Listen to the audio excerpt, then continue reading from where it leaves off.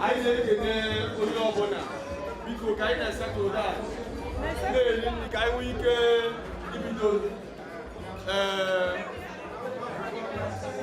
I can introduce the host of this particular event tonight.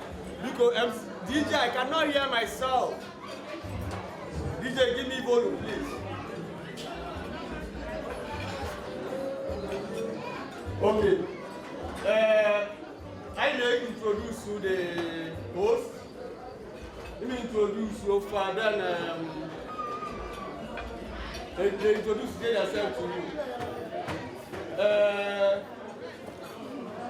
It is an honor and privilege to invite to the microphone brother Mr. Angus Onyeji Oyabunyayabo, chief host of this event. Good evening, ladies and gentlemen. Wow, I can see we are all happy. The food is going where it's supposed to go. This is what it's supposed to be. This is how it's supposed to be. My name is Angus, as we heard. Angus, MC Mount must stop. AKA Oye Sobina. I have the privilege to invite my partner, my colleague, the chief himself, Omona Wezua. Please join me to welcome him. If we are putting my program, we are chief Gabo. You're welcome.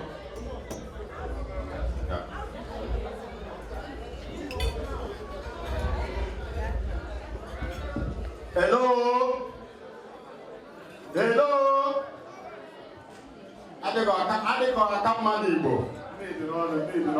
I need no. Need help. Cha Igbo kweli. I think I can. I go Igbo sometimes. I want to call it. Cha Igbo kweli. Igbo real. Igbo real.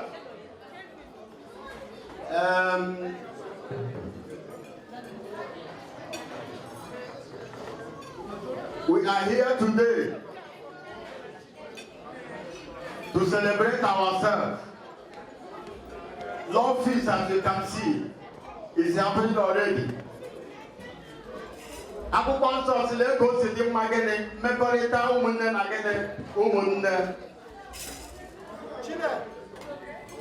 Please, before we proceed, there is something I want to say. There is rule.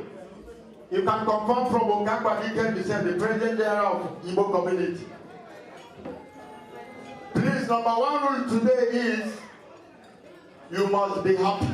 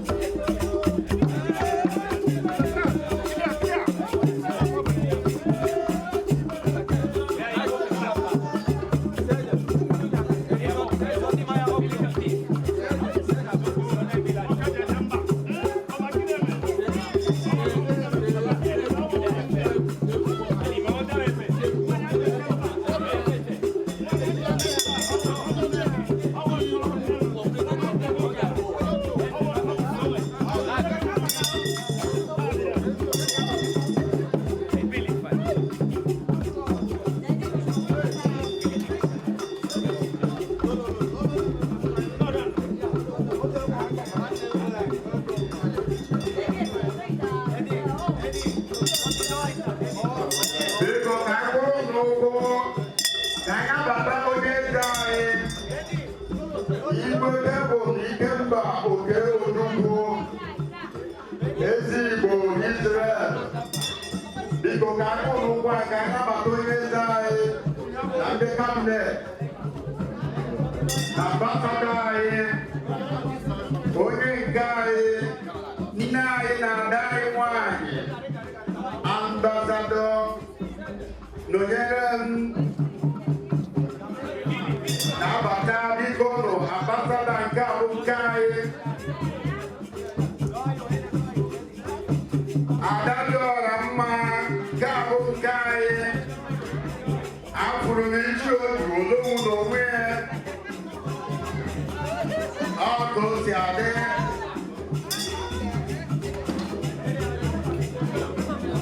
Ambassador no, Adadio Amma, you are welcome.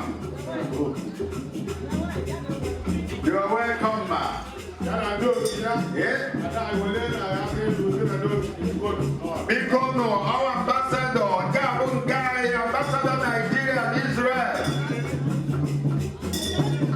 Our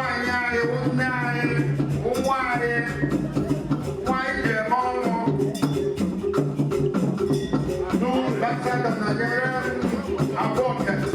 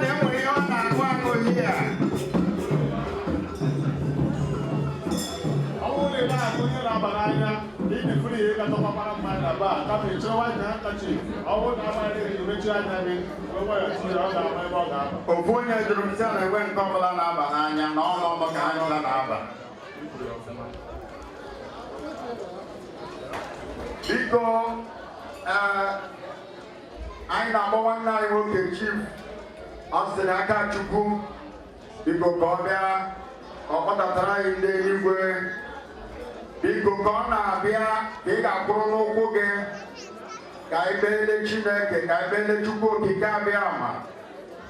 Oje Kikani Linakia, you are welcome, sir.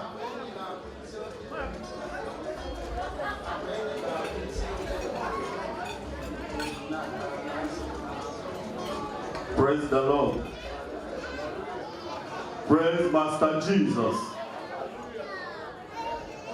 Please, with due respect, I know we are all busy eating, but I want us to remember that there is someone who is greater than all of us present here.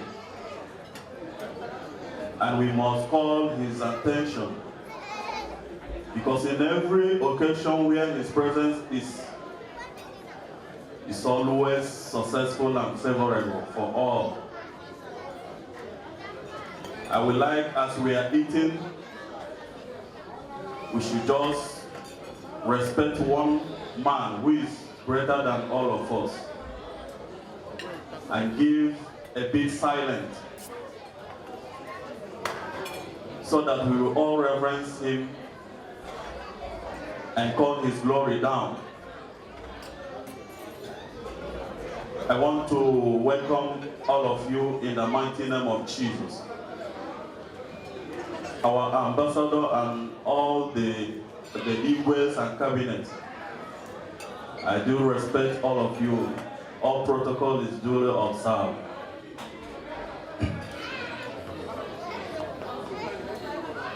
Please, let's stand to thank God and to praise him for what he has done.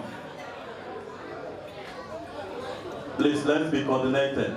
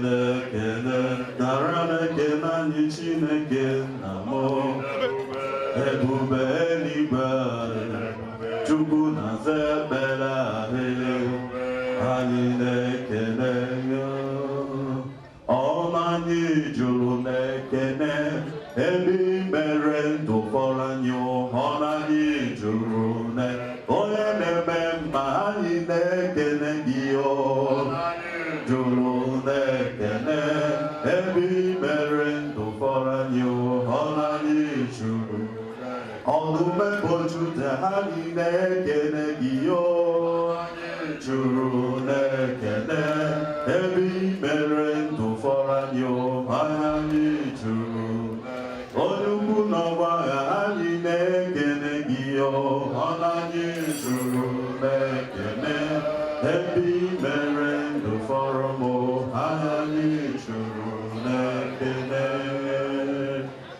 Jesus' mighty name we pray. Amen. In the most wonderful name of Jesus we pray. Amen.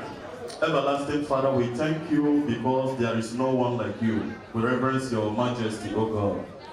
Father, we thank you because it pleases you that we shall gather here to celebrate the end of 2024. Many started it, but some are no more to be found today. It's not because they have committed any crime or because we are more righteous than them, but it pleases you that we will be among the living, O God. Because of this, we have every reason to say thank you, Lord, for your grace upon our life and family, for making it possible and giving us the privilege to be among the living. Father, we say may your name be praised and worshipped in the mighty name of Jesus. Amen. Precious Father, we are not worthy. In so many ways we offended you. Before you, O God, we fall upon the throne of mercy to ask you for mercy upon each and every one of us. Wherever that we have done, any mistake that we have done this year, have mercy upon us in the mighty name of Jesus. Amen. Precious Father, we are committing the gathering tonight into your able care. As we have gathered, O God, to celebrate, to be happy, to thank you for the life you have bestowed onto our families, to celebrate the oneness, the unity of the Igbo people in this world. Father, we say may your name be praised and worshipped in the mighty name of Jesus. Amen. And Father, I pray that the remaining days of this year, as we have come to the end of the month, the last month of the year, the remaining days that we are still counting, oh God, we pray for your maximum protection. We pray for your divine protection. Amen. We pray for divine intervention upon each and every one of us. Amen. Father, we pray that we shall all gather to celebrate in the new year. We shall all gather to say thank you for bringing us and making us to see the new year.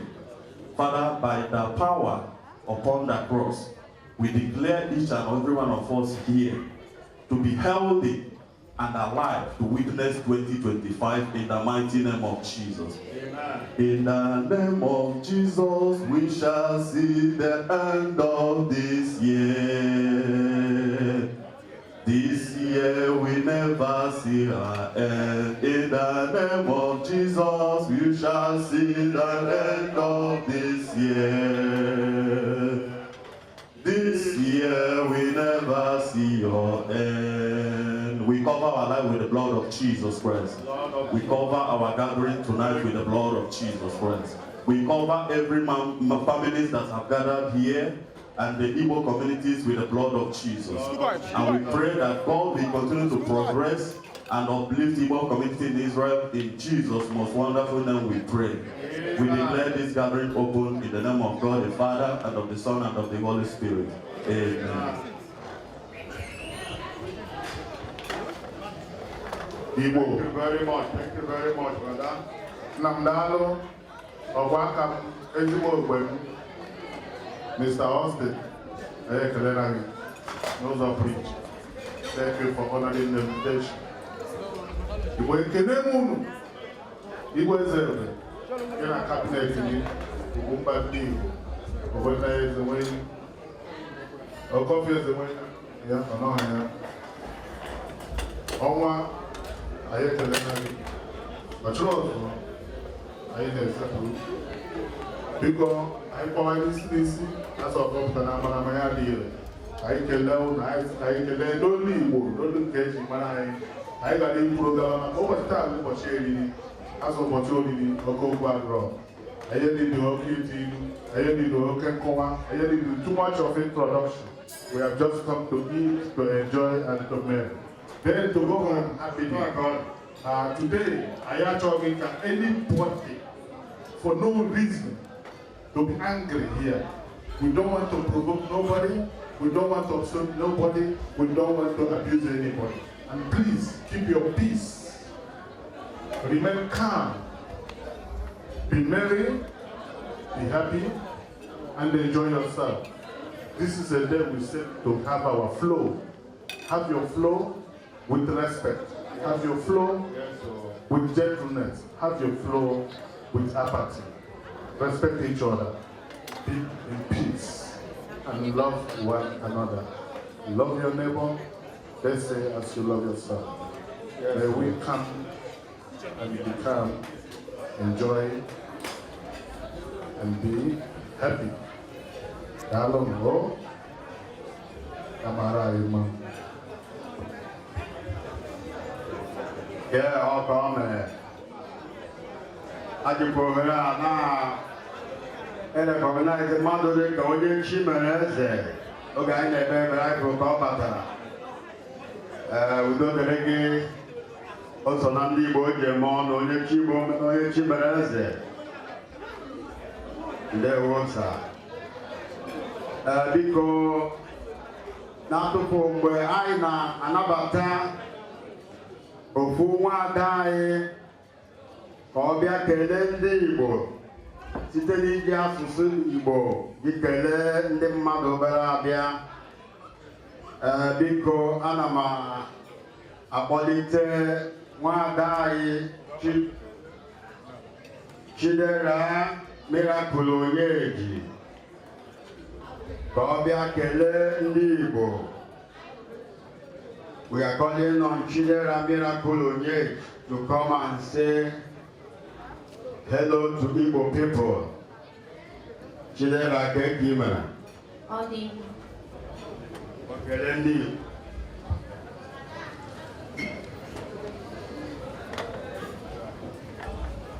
Ndị be anyị ekele unu, Igwe ekele unu.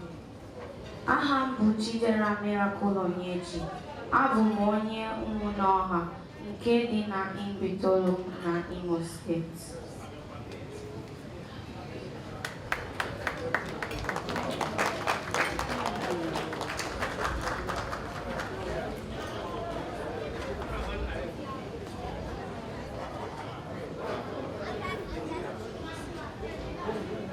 Ndị ka Igbo si ekwu nke onye chere ya zere.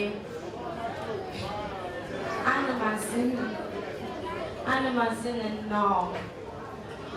No. Daalụ. Okwu unu jebi abịa ka unu ga-eji ana. Daalụ. Ya mana ke mweti ada. Ọ ebere ka obere. Ndị Igbo Chidera sokwu unu ji bịa ka unu ga-eji wee na. Dịka na-akụkọ eke ebe a, na-akụkọ aka ebe a. Ọ Igbo ka ọ sụrụ. Biko okporo dị aka.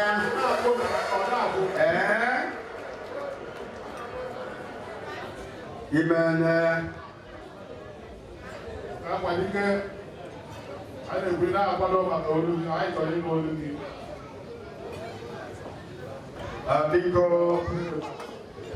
Biko anyị na-eche oke akwado ike isi afrọkwa m ugwu. Biko ka ị na-abịa bifo open speech gị, ị ga-abịa ka ịbụpụta gị ọjị ka iche ndị bịara na be gị ọjị maka ọya president Igbo community n'Israel.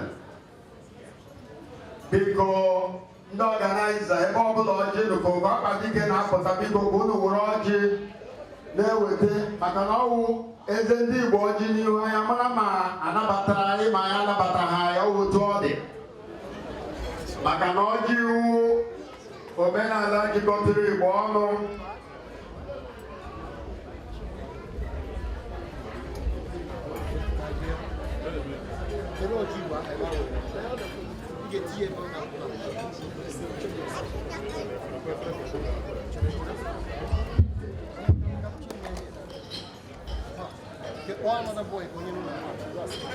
Biko unu lee anya ebe a, ama m na anyị na-eri nri, enwere ihe na anyị na liturgy of the stomach. Please, I just want you to look here, look over here. Ihe a bụ eji mara ndị Igbo. When you come to Igbo man's house, if you have not presented kola nut to you, know that he has not really welcomed you. This is the tradition. This is what the President General, Igbo community, this is what he's about to do now.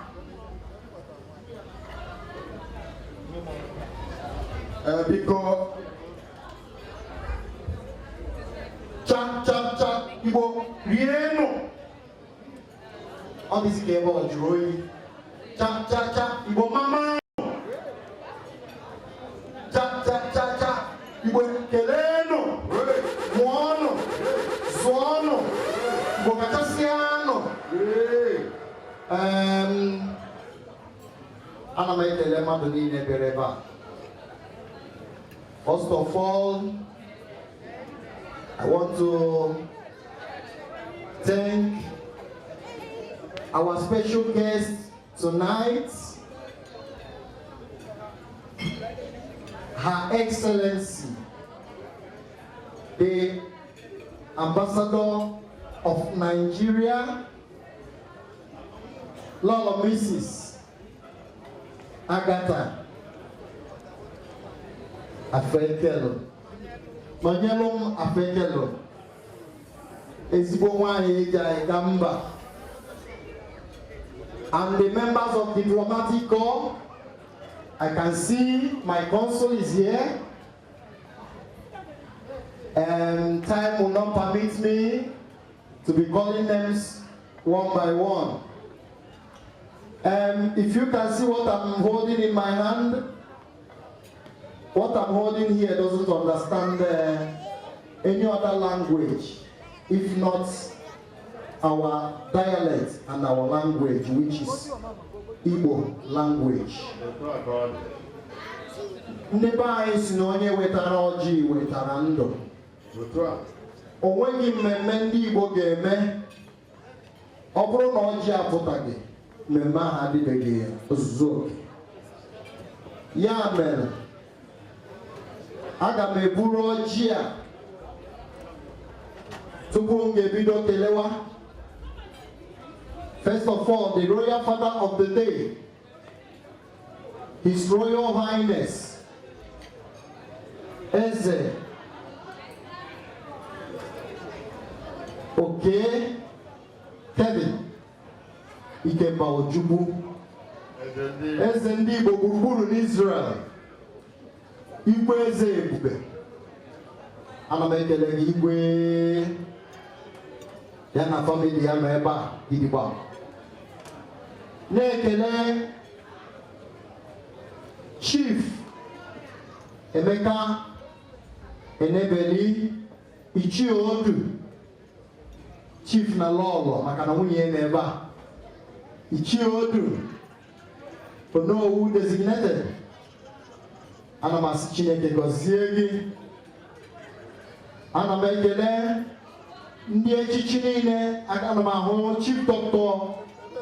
Michael Ezenwa ọnwa ndị Igbo, ekele dịrị gị. Na-ekele ọchịrị ọzọ onye chi mere eze, ọ bụ na mgbawa aha n'isi ike ndị Igbo, ụmụnna nwezuo akụ ọzọ Igbo ndụ, Ugwumba gburugburu, Ugwumba Ikemba, Dike Jiọma. Ana m ekele mmadụ dịka Chief Tomchukwu Nkwachukwu kwere Igbo, ya dịkwara gị na mma. Ama m na ahụ ihe m ji n'aka. Asị ekele onye ọ maara ike ekele ga-agwụ. Obodo Eze Dike Prime Minister, ana m ekele gị.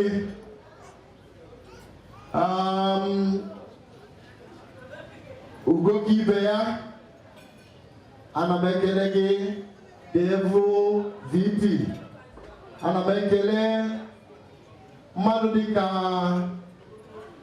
Chief Emeka Onyebara ọbata ọdịmma, ezigbo mmadụ.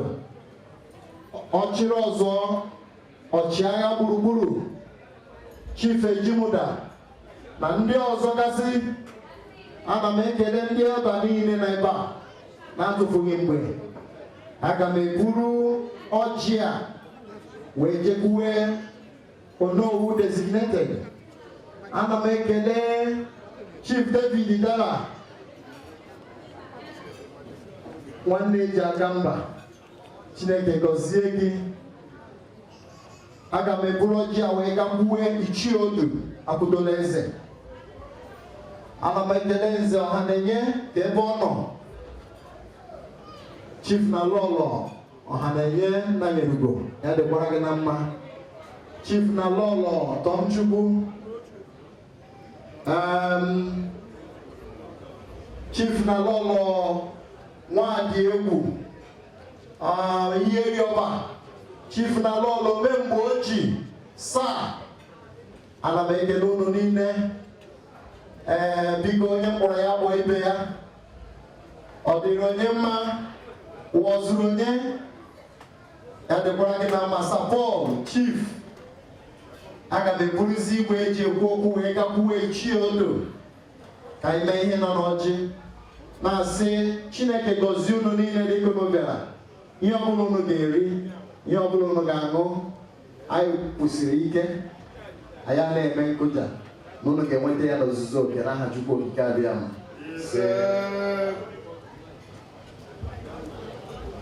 Unu ga-abụ ọjị a na-aga ije ọnọ n'aka Ichie Odowu. Ọkọ ọkwara ike nwoke eteghete.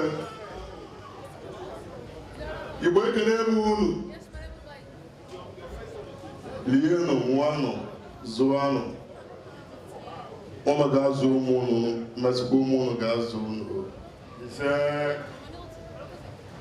Biko ka agbapụ ya ọsọ ka eme ife dị n'ọjị anụnwa. Ana m ebulu ọjị na-ebugara Igwe Eze Ebube ka ọ wepụ aka ọjị ya.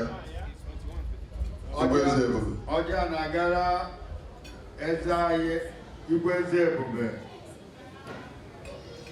Biko ụmụazị na-ele anya ka unu na-amụta ka ọjị a si aga. Ka Igwe Eze Ebube werụsịrị ọjị, ana m ebulu ọjị ebugalụ ọka akwado ike President General ndị Igbo n'Israel jikọrọ aka ọnụ wee bụrụ ọfọ Igbo niile wee bunye ọka akwado ike. President General na-ewere ọjị ya. Ụmụazị na-ele n'anya biko na-asụ ọjị a na-anụ oyibo aka m asụ oyibo. Ana m ebulu ọjị ebugalụ ndị embasi ka ofu nwoke nọ n'ime imefe wepụrụ anya ọjị.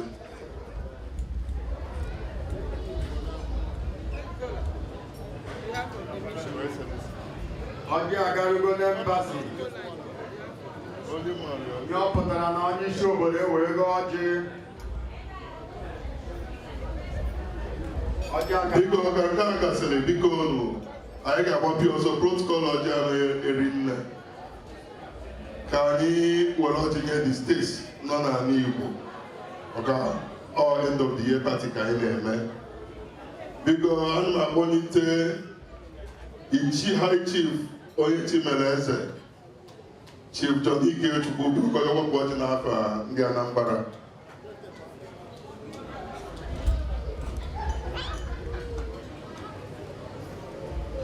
Na-akpọlite ọzọ Igbo ndụ High Chief Malaki Nwaochi ya ruo ka wepụ ọjị n'afọ ndị Imo.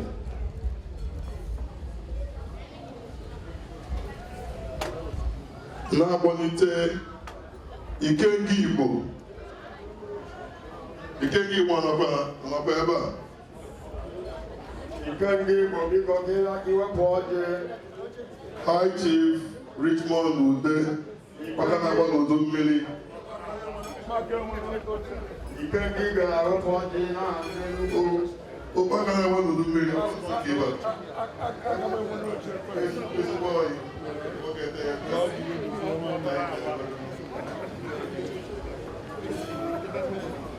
Omenala ọjị ka aka na-eme. Otu a ka ọ dị, ọjị bụ omenala jikọtara Igbo ọnụ. Biko Njimara Igbo. ana m akpọlite nwanne anyị nwoke Eze Omeọgọ. Biko ka gbapịa wepụla ndị ọjị n'afọ ndị Ebonyi steeti. Eze Omeọgọ. Chifu Eze Omeọgọ bịa wepụ ọjị n'aha ndị Ebonyi steeti biko. Ọjị ruru okwu ebe o si. Eze Omeọgọ. Eze Mogo, Oinja Kametro, when Biko, Onyabia, I want more Onyabia never know. Biko, whatever Polano. Biko, I am Chitayam Dabia. I want to know Chitayam Dabia. I got a point, Biko. She wants in Akachukuna, they were watching Dabia. Okay. She wants in Akachuku. Or Pugala Yodina and the Abia. Because the Igbo Delta, the Igbo rivers, I want to one thing never be able to know. Don't know Papa Pataro for them Pataro. Abona MSG Ganoa. I am happy also. I am a low Igbo Jebu. You will see everything. For a while, I know it. You will see everything. Naloso oga odoleze. Cha Igbo kwenu. Igbo kwenu. Igbo asimono kasiano. Ejini bo aka. Agom na afa Chukwu ka abia makele n'igwe na ndị nchia. Wee na-asị na 2024 anyị na-achịkọ gbara anyị mma. When we now 2025 from Kaya Badaya Makalese. I saw why one day Mujai, one day one day Kuli by other Rabba Tata, who put it back away to Wena. Nkakasin Kabu, then not Tanya, Nanubuno. The ambassador and the members of the diplomatic corps.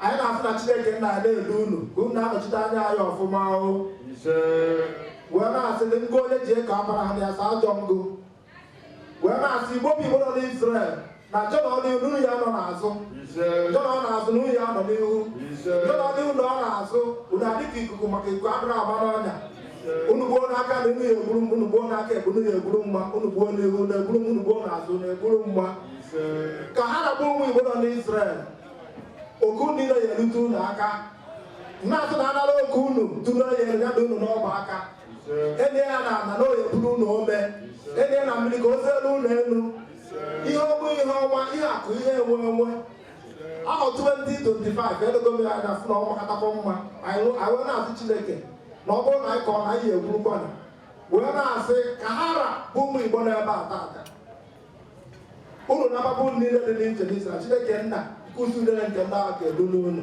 etu ọka ntị wee go ya ka o zigbo ene na-ahachi ugwu oke abịa ama na ndị ichie a wekere m unu ochie dike tụ aja dịka were ndị mmụọ n'aka dịka onye ọbụla ji ọjị wụọ ọjị ya anyị nwekwara ọjị ebe a nwa nwa aka elu nwa ọsọ ọjị na-adịghị eke iji ifele biko ọsha biko ka anyị taa na ọjị ya ọjị agọziri agọzi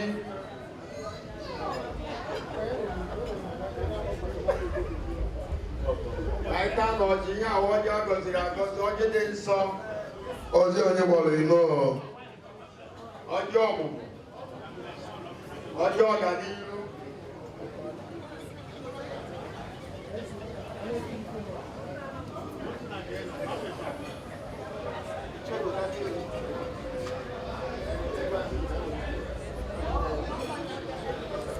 ọsha spiko ya bụrụ na ọjị kono nyezi ndị mmadụ ọjọọ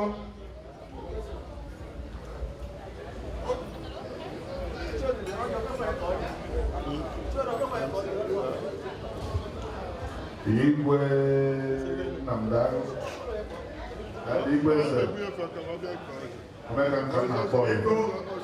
Biko don't shabi anu So lo ọsha ya bụrụ na efere ọjị otu ọnụ biko ya ọjị agọziri agọzi asị na ọjị ekwesịrị iso ọjị agbara ka ya ọjị ikenga pụọ na ya abụọ ka ịdị eke. ịnọkọ ọgbara. Okay, President, I think we switched something here. I think it is your time to come for a president speech. That will be welcome.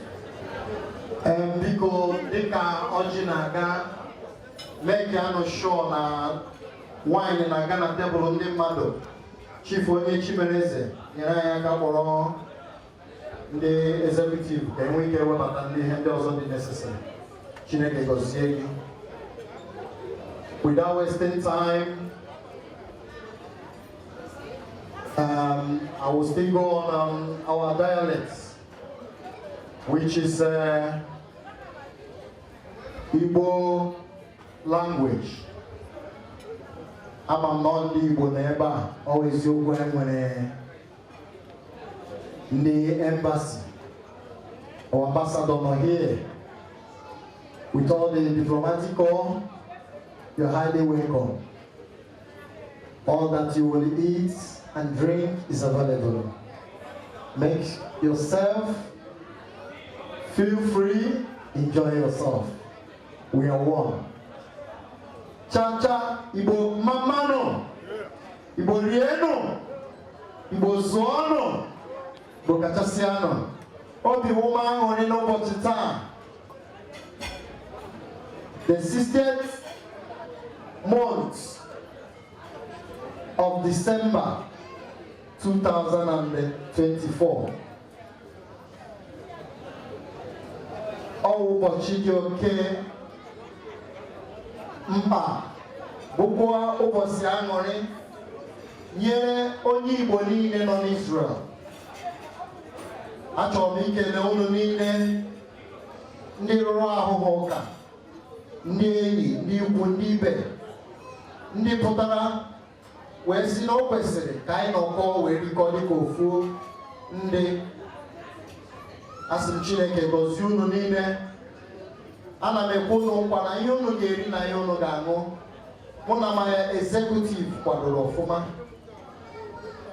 The Igbo community at large kwadoro ọfụma. Anyị na-ekele Chineke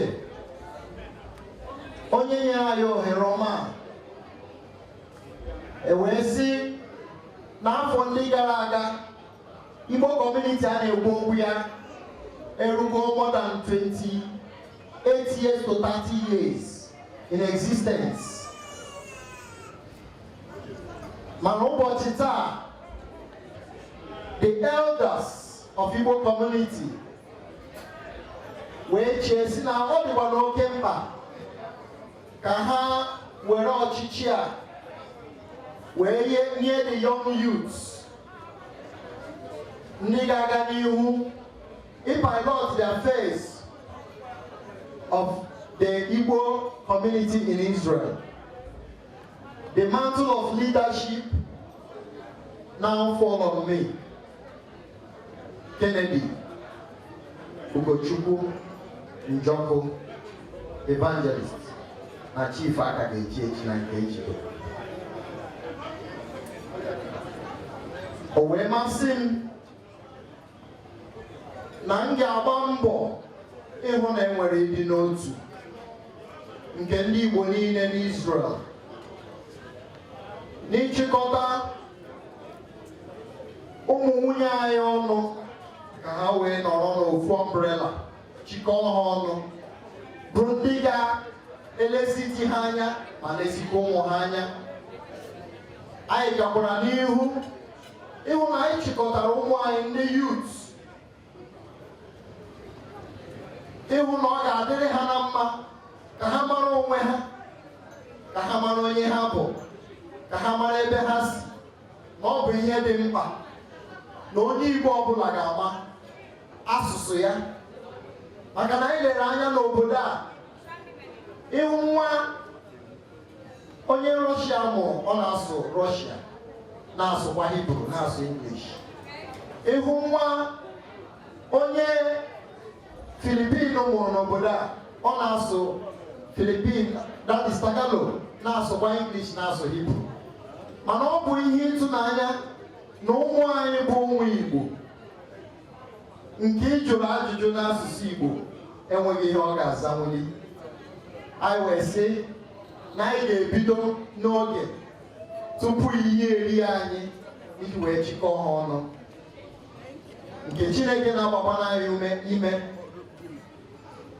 Anyị gakwara n'ihu ịhụ na enwere ịdị n'otu n'ebe a na-enwe nsogbu n'etiti onye Igbo na onye Igbo ibe ya. na nwanne anaghị emegide nwanne ya, na ihe nsọ ala nke anyị na-asọ n'ala Igbo na anyị na-asọ ya n'ebe a bụ na ihe ọjọọ niile bụ ihe ndị Igbo na-asọ na nsọ na anyị achọghị ka ọ nọrọ n'obodo a, n'agbanyeghị na anyị nọ n'obodo ndị ọzọ. Nke a ka anyị chịkọtara ọnụ wee sị na anyị ga-aga n'ihu ịhụ na Igbo kọmuniti kwụsịrị ike, ịhụkwa na ụmụ anyị gara yunivasiti. Anyị niile bịara n'obodo a, ọtụtụ na-arụ cleaning, ọtụtụ na-arụ construction, ọtụtụ na-arụ na restaurant. Anyị wee sị mba, ụmụ anyị nke anyị mụtara n'obodo a, anyị achọghị ka ha nọ n'ọnọdụ anyị nọ, na anyị ga-achọ ka ha gaa yunivasiti. Ịga yunivasiti bụ ịhụ ha na airport ebe ha na-arụ, ịhụ ha na bank, ịhụ ha na ha na-arụ ebe niile dị iche iche bụ ihe kwesịrị. Ya mere anyị ji were ohere a na-akpọkọta ha ọnụ. Anyị na-ayọkwa ndị nne na nna ka ha nyere anyị aka, n'ihi na ibu a abụghị ihe naanị anyị ga-ebunwuli bụ ndị executive. Na-ayọ the women's wing nke onye isi ha bụ Lọlọ Mrs Emilia Ikechukwu ka ha nyere anyị aka. Na-ayọ the matrons of the women's wing and the Igbo community, Lọlọ Kelechi Ọhanenye ya na Lọlọ Chinwe Yukeria Chukwu ka ha nyere anyị aka ka a chịkọọ Igbo ọnụ n'ebe ụmụ nwaanyị nọ n'ebe ụmụ anyị nọ. Ihe ndị a bụ ihe nọ anyị n'obi. Na-ekelekwa ụmụ nwaanyị niile ndị executive unu na mbọ niile unu na-agba. Asị m Chineke gọzie unu niile. N'ụbọchị taa, ọnwụ unu ga-agba ọsọ ihe a na-eri eri na nke a na-aṅụ aṅụ.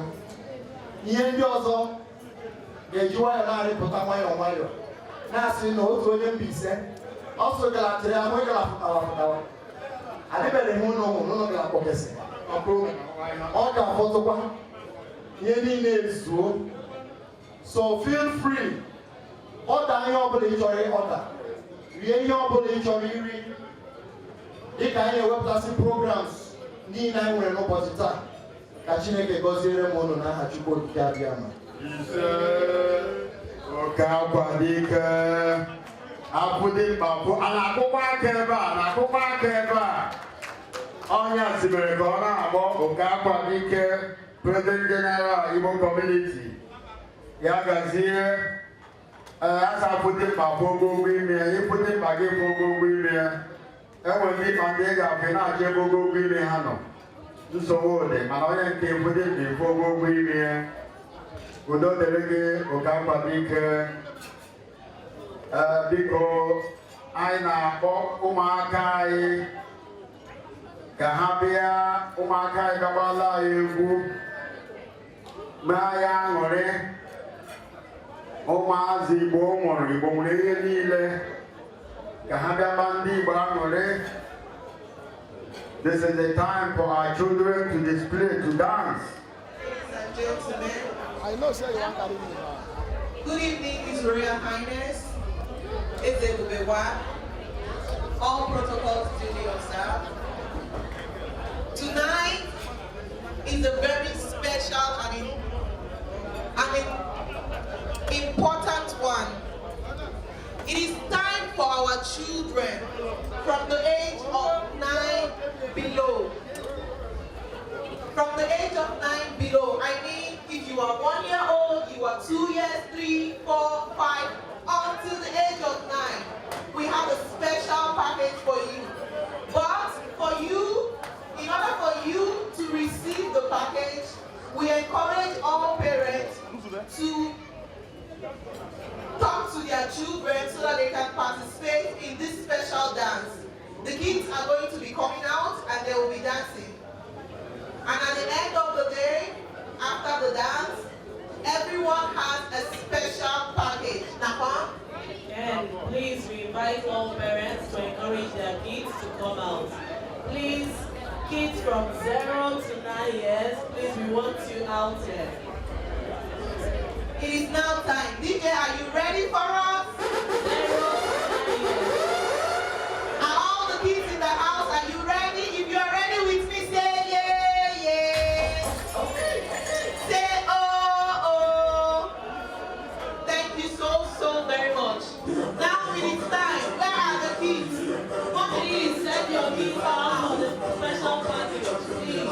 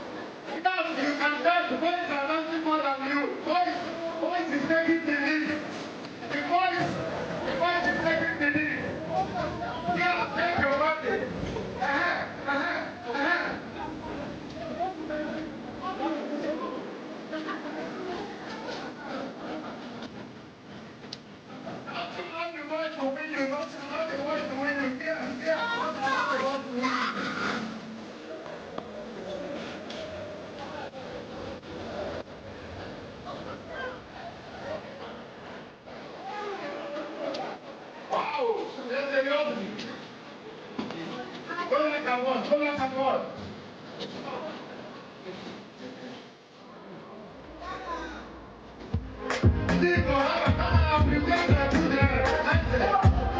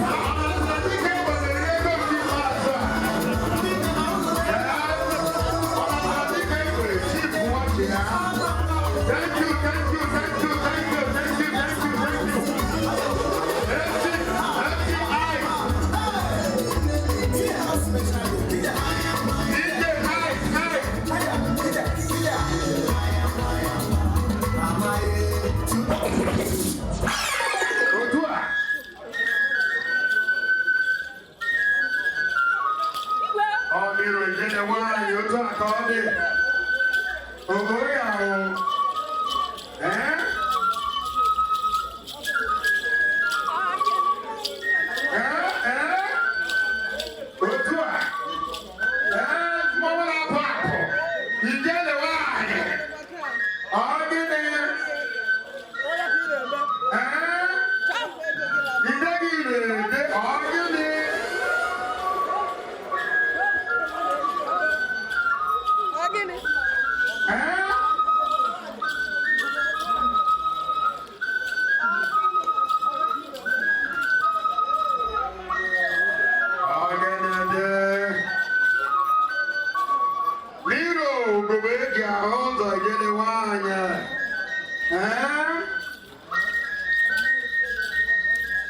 You can appreciate her, it's not easy. Igbo mere ihe niile, Igbo mere mmadụ.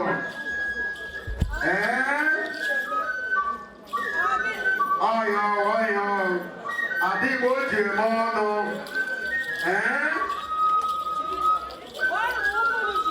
Otu ọ dị.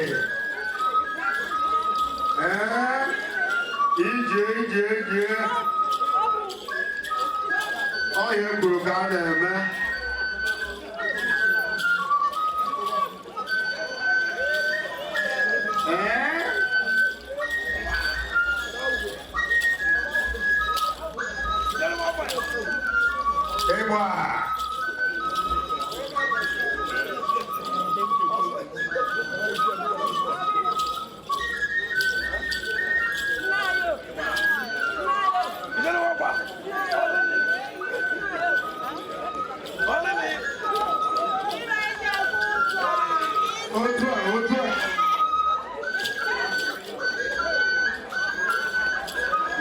Dalo.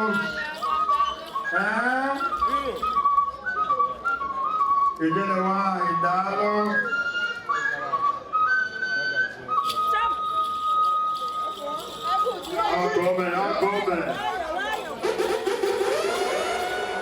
I'll come.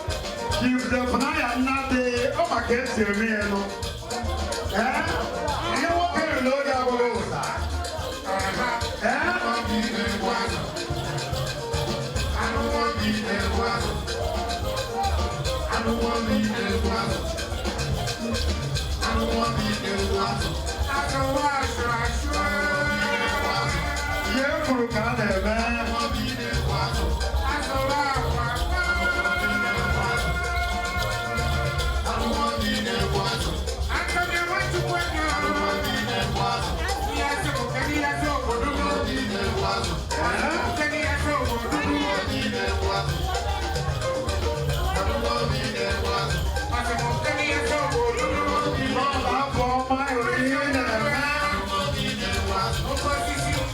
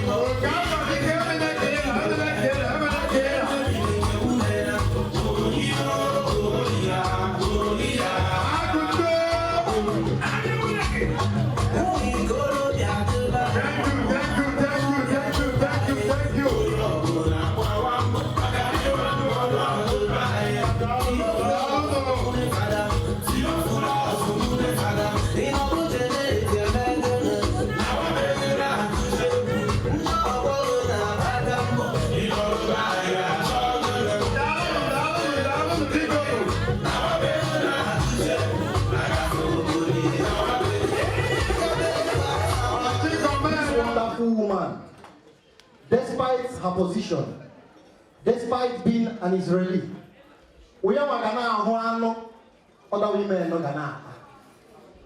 Go our own Igbo wife. I am a China say why I deserve in our award.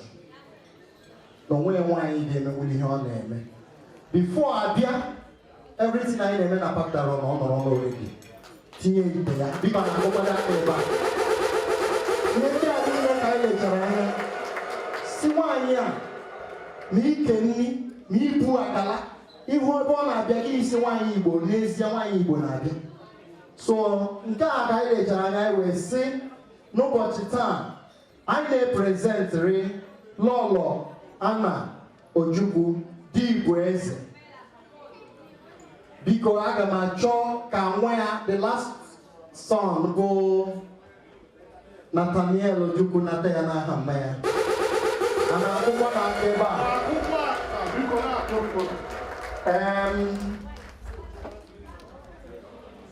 Aparazi. I'm Setokwa. I know that mommy will see it. And we are happy. We want to appreciate all that she's doing in the community. We love her so much. And we respect her. So may the Lord continue to bless her in the name of Yeshua HaMashiach. Amen. I want to present another award to the former president, Igbo community in Israel. The man I'm following his footsteps. The man that can never get tired. Call him in the midnight. he will come out. He has sacrificed a lot for this community. No other person than Ochiro Zondibu, Ojo, for the patron of Igbo community, Chief Mrs Nonyelum Afoekelu.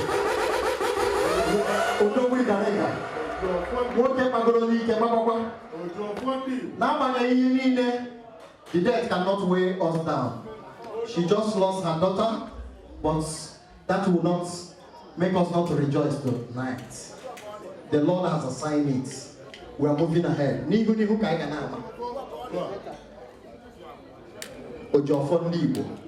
All the interest and desire to be a president. Because in here, you try and you always try.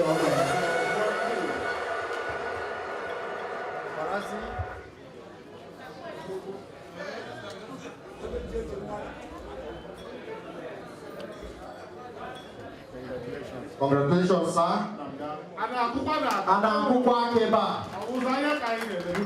Because also I present the award next year no here with us. Mana Agama Choka, one of the matron Biana Traya home. Agama Choka. Okay, President in that number on here. Obina, Comrade Obina Mako on Eba. Because never on I.C.I and I.C.I. Kobiana Tara Ajani Igidi, Mona Puapo, Chief Benade, Nande Iloji. For no who, the Wigadega, Yadeba, Mamago home. On Eba, Abono Moya, I get the way now on the Ozo. I na Polite, what cause I get Jemba, another patron, Igbo community. Igaro no lawyer here with a lodge to cash everywhere. Mumbo Igbo Nine, no lawyer corner. Igaba Kibu Chewani Negato Tanyaka. Even I hear each and Agaga. Even at a by 1 o'clock, 2 o'clock midnight, this family will come out to arrange it without minding. So I Jimohera. Now Popota, Chief Emeka Enebeli, Ichiodu, Abudolese. You know you deserve it, sir. We want to thank you for all you have been doing. We say that the Lord bless you. You have to continue to bless you. Thank you so much, sir.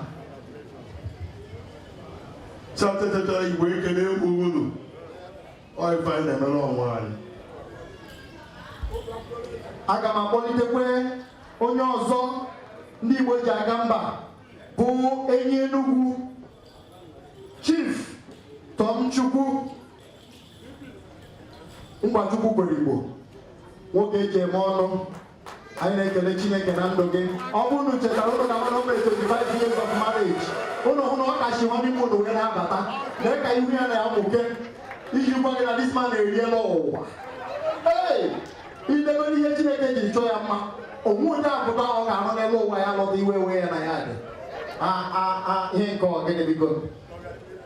Congratulations, sir. We want to thank you. He's the former financial secretary of Igbo community.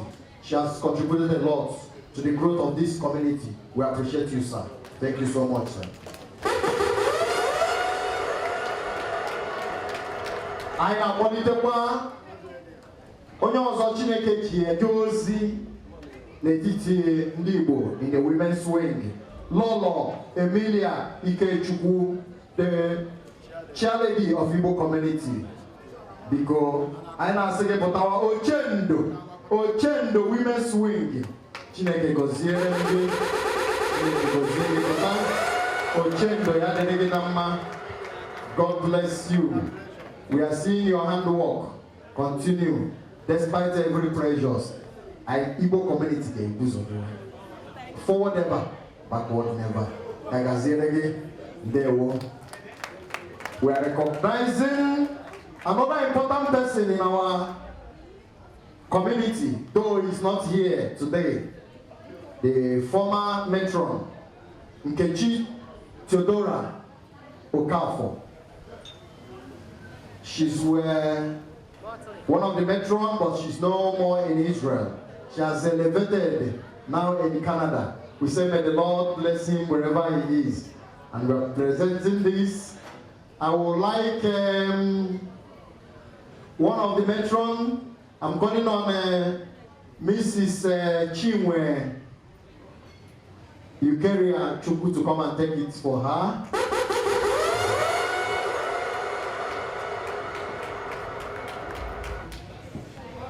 Thank you so much. Please, you people should follow her footsteps. The way she leads, let there be peace, let there be orderliness. I know you can do it. May the Lord bless you in Jesus' name. Congratulations.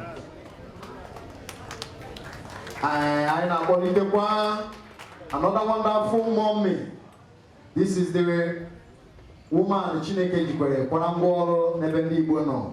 Lolo Nkechi, Lolo Kelechi Ohanenye, Lolo Kelechi Ohanenye, Adabi Oramma, the whip of women's wing. Our matron Igbo community. Osina Aboro Nweze, Kana Kweza Amanfo, the princess of Amanfo Kingdom. Chineke Goziegi, Mommy come. You are doing a great job. Which am there? Chineke Goziegi.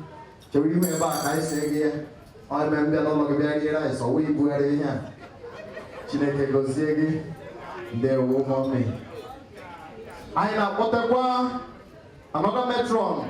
The corner of Rambo, or Gabia so. Makonia goes, I was Papaya. Lolo Chimwe, you carry a chuku.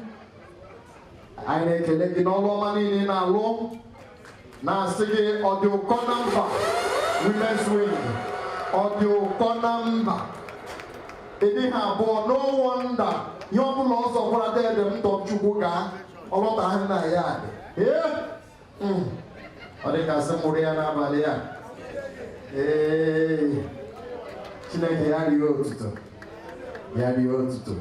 I am only the one also. As in every successful man, there is a woman, special one. The only woman that can open door when I come back from this Igbo community meeting. Very, very late at night, without questioning me, asking me, where are you coming from? She will quickly open door for me to come in. No other person than Lolo, Mrs. Regina Njoko, the first lady of the Igbo community. Electric wine. Nobody say no to everything. Say no, electric.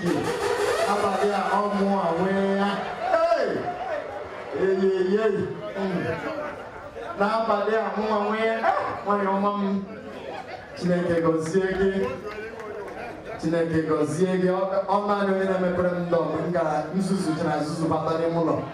Mepere ndo mbata. Say yes na balia. Yes, Igwe say it. And my quality, Mrs. Joy Okeke Ugogbe Jafuzo. Miro. One young Nekokuya Bona mobile line and I got water and water.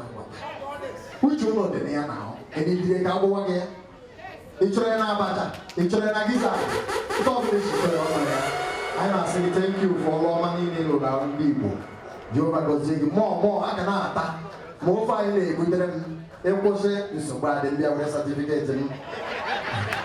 Like I said, there were Anama Polite, Munye, Ono Wanye, Obutu, they were on their bata, Ebuka Caribe, Magoda Puno, on Yawa, that the bar, Mrs.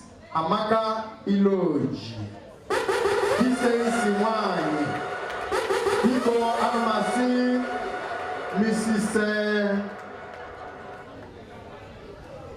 Mrs. Emilia Kobia Nataya, Amaka Iloji. Thank you so much. Thank you.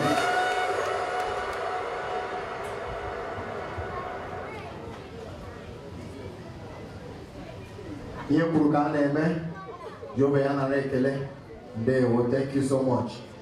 I'm going to go to Ejagamba, Agabidu. Is your ma? The PRO of Igbo community. Oka Chorela retirement, imagine a way you get retirement. All Mama Buri on one. Manekele and Chineke no way. Now see about Billy Raphael, public relation officer. The only man who if I know the boy in a boy and Abale, or I'm going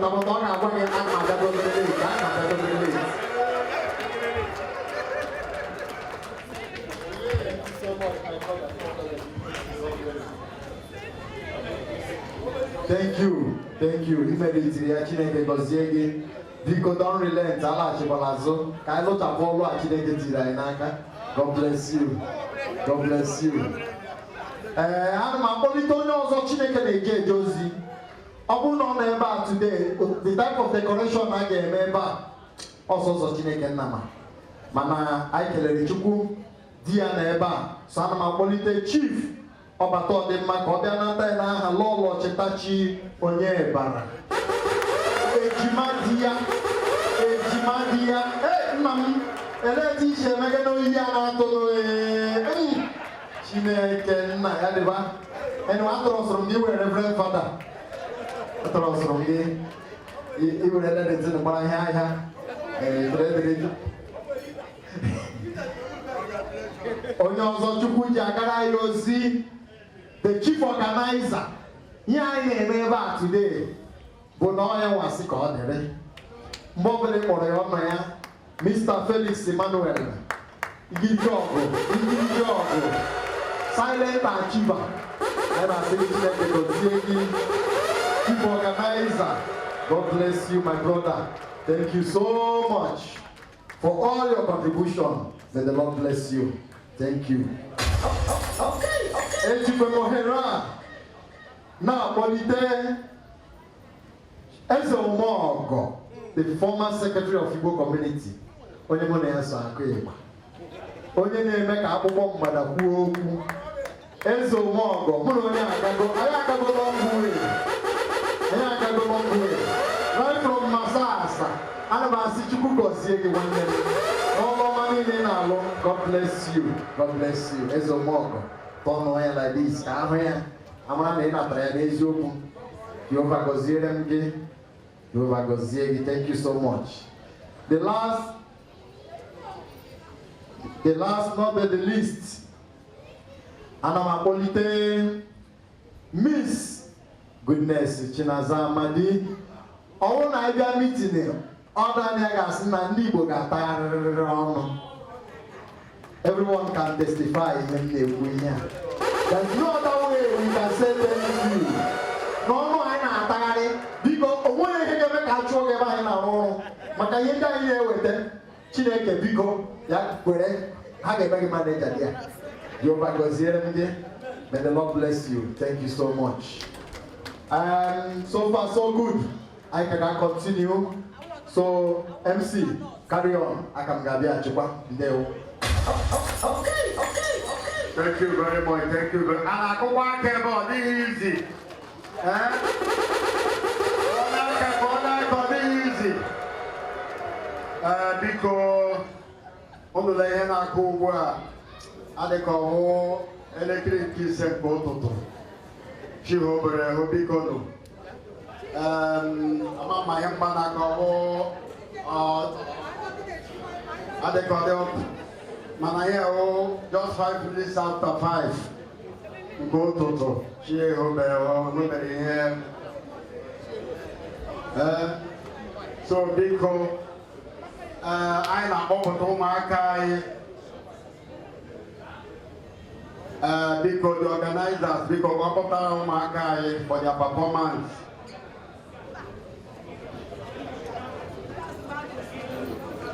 Because Umaka Hana Podo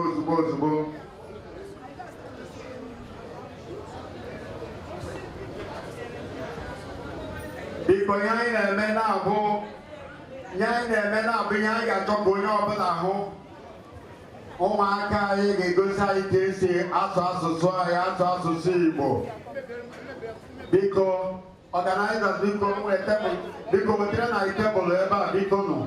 please, I will encourage all parents to send the kids out because this game this time around involves cash. Only like they go send your children out. Okay, send the children out because this game involves cash this time around. 10 to 16 years, please. Oh man, my son can speak Igbo. My son can speak Igbo. Oh man, nobody can now here. One can ask you on ask Igbo. On Abalia. One you on ask Igbo. On Abalia. Nobody can Igbo. Oh man, Tamanse boy, you don't have a Igbo. All know you should know. Now, the way this shall say, Balaga, give me this hand. Run away, Oyo Shamatla Yugo. How about your mother? Eh? No, is here, Wapalaka, Oyo Shamatla Yugo. Oh man, now Balia, Kaiga, managing grass. Oh man, whatever you be, you enjoy it. We are going to give you 2 attempts. You're going to pick questions from here, and you're going to tell us what it means in Igbo. And if you fail the first and the second, you will go back. But if you get the first and second, you will get a cash prize. Okay? Are we ready?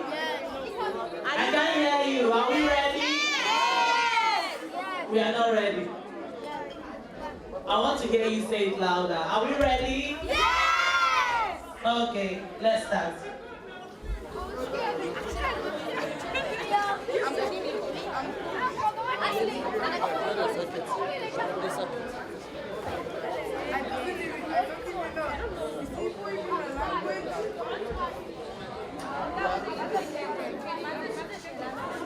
The question says, tell us what is clap your hand in Igbo.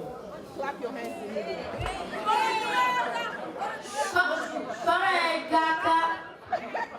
Did he get it? Please help us. Did he get it? Yes. He got okay, half. Come and try for the word. He got half. No, this is the sentence. This is from here, so this is the word. The second attempt. Don't answer, okay? He tried. The brother gave him a Please, no one to tell them, okay? Please. What is that? The question said, what is soap in Igbo?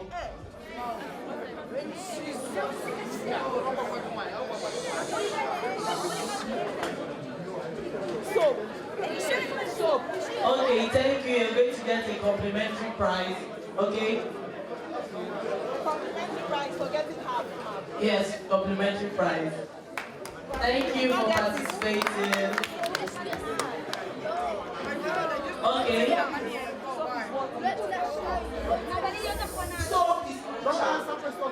So is cha. Okay, so to you, what's your name? Cheryl. Okay.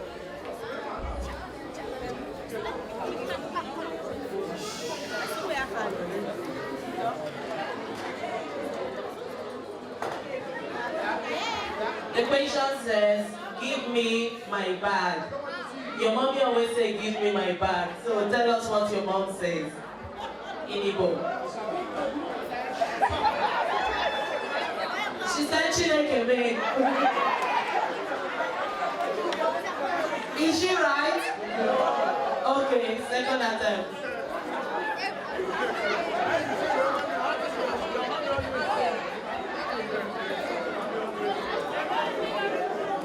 Okay, the question said, what is lion?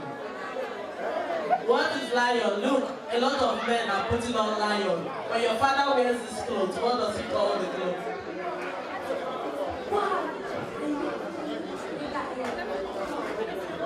In Igbo, what is lion?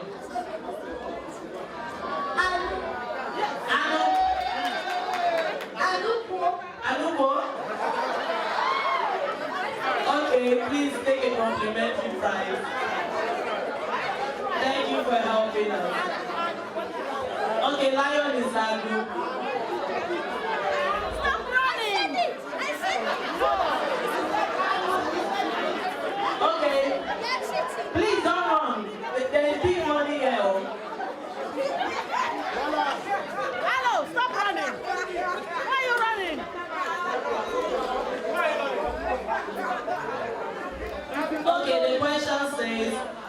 good morning. What do you say to mommy and daddy when you wake up?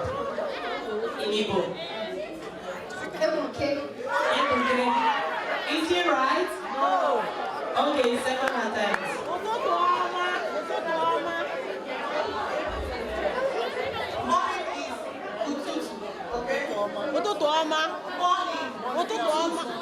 Good morning.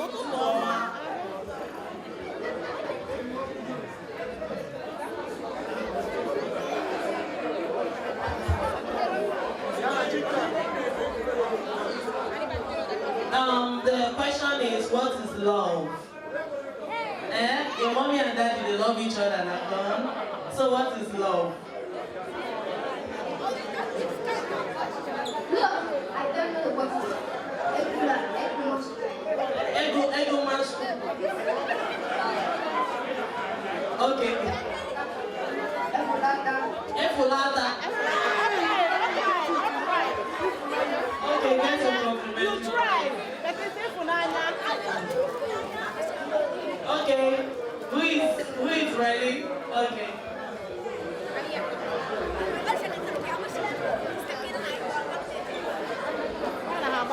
Please come. Okay. Okay, the question says, my sister. What do you call my sister? Your mom talks to her sister on the phone, right? In Igbo. What does she call her sister?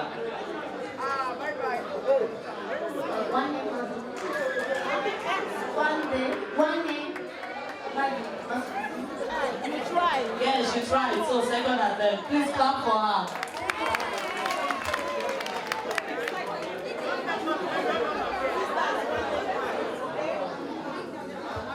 And they say, what is nose? Wow, pick a cash. Don't pick by yourself. Pick by yourself. Whatever you like, just pick it. Don't waste our time. Okay, please clap for her. The first award. Okay.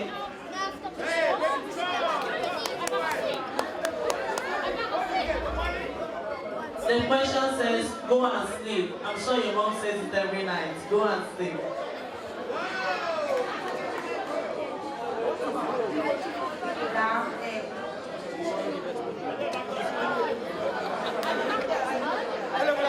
No expo is allowed. Go and sleep. Okay, second attempt.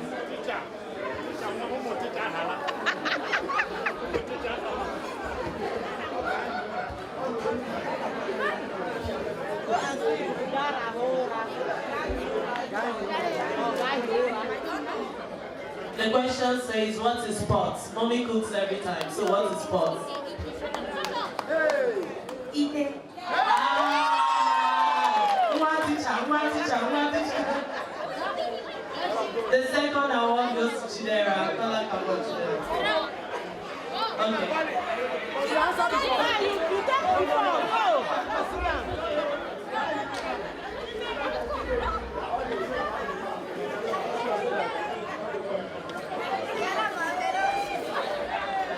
The question says, my father. What do you call my father in Igbo? Please don't ask for fathers, close your eyes.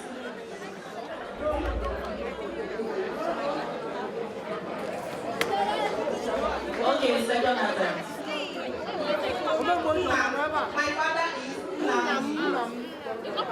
Okay, second attempt. Papa is not. Papa is a nickname. This is something that we use every day. The question is, what is plate?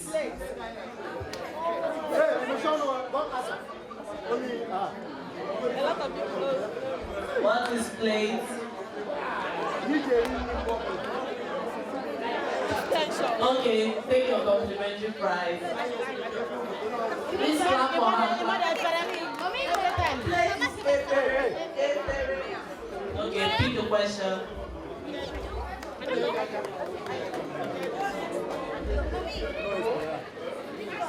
Gabas de miracle. The question says, eat your food. This is something every Israeli mother tells the kids. Eat your food. Wow! Okay, pick one envelope. Second attempt.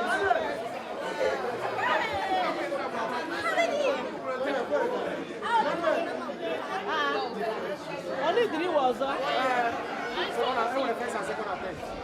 The question says, what is water? Miri. Wow! The first to win 2 cash prize. Please clap for him. Oh, my teacher.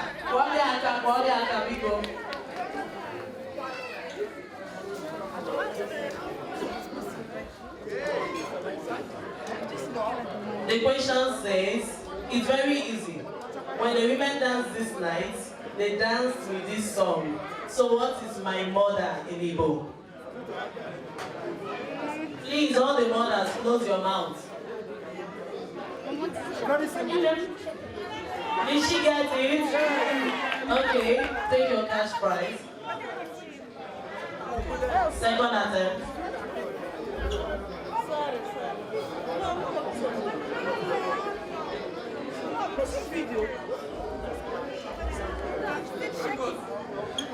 It says, what is book in Igbo?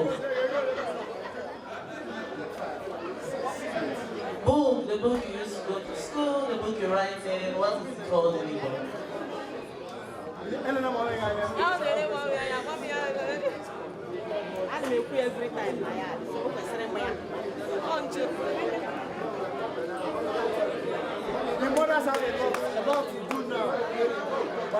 Okay, please, a round of applause for her. Okay.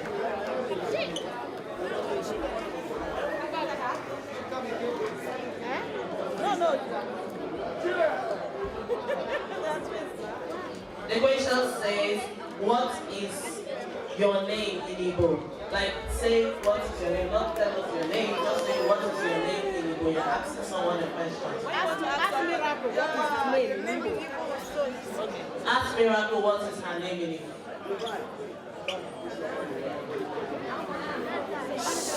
If someone else says it will cancel, we'll give her another question. Don't answer for her. Okay, second attempt.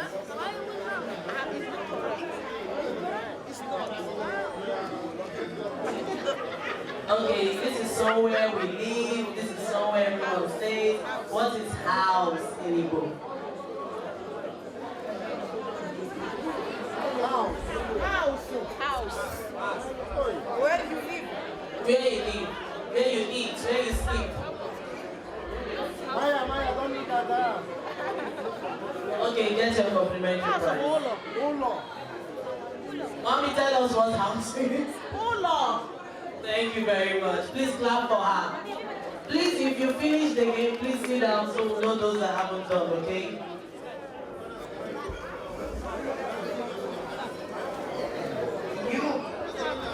Okay. The question says, tell us, how are you in Igbo? If you see your friend and you want to ask them, how are you? How do you say it in Igbo? You can try what is in your head. Maybe it's right, okay? Okay, second attempt.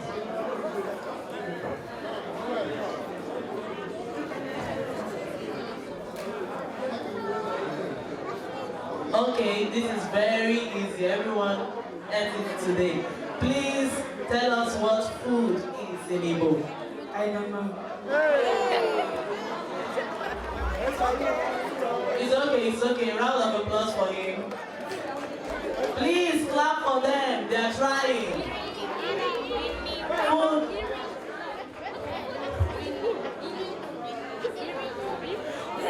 Please, what is food in Igbo? Thank you very much. Please, complimentary prize for him.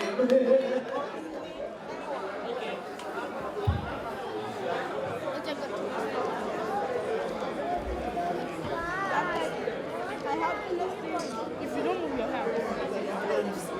This is something that every occasion we eat. What is bitter leaf soup in Igbo? Your mommy cooks it very well. I've tasted her soup. It's very nice.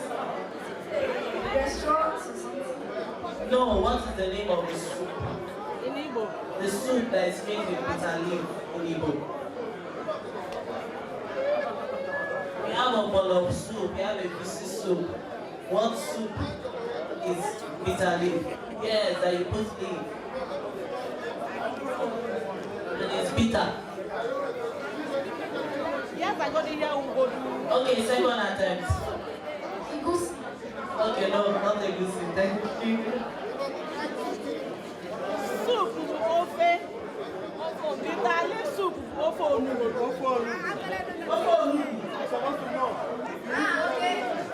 Okay, the question says, what is leg in Igbo? Leg.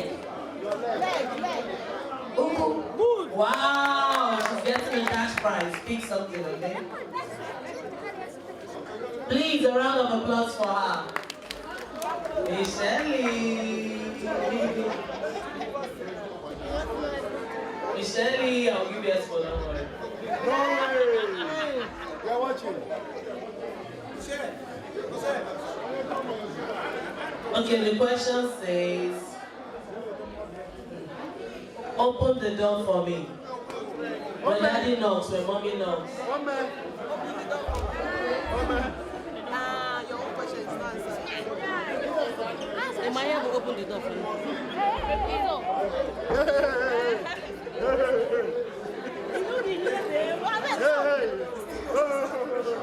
Okay, second attempt. Michelle, if you don't get this money, you're not going home today.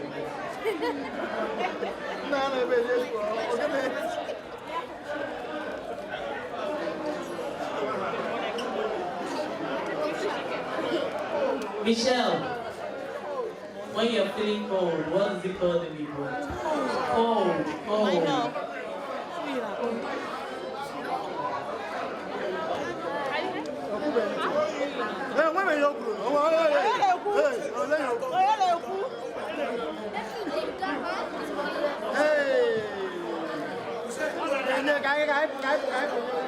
Okay, give her a complimentary prize. No.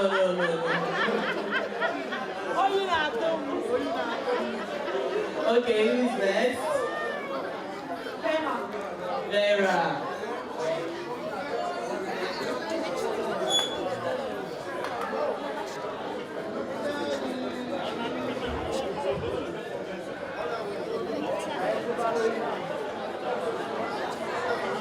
Okay, what is inside the house in Igbo?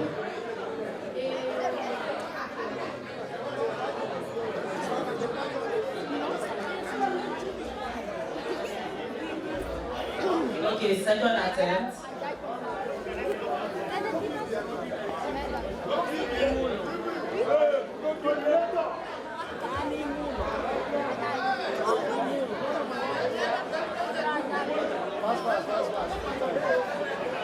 Okay, the question says, what is hand in Igbo? What is hand in Igbo? Mommy is at your back, oh. I don't tell you what she do with her eye. So answer this question.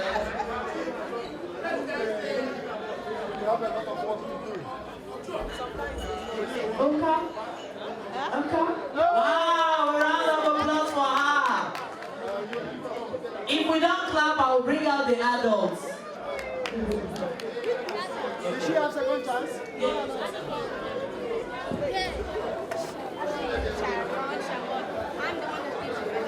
The question says, what is my brother in Igbo? You have a brother, right? Ah, okay. You have a cousin. What does your dad call his brother? Okay, second question.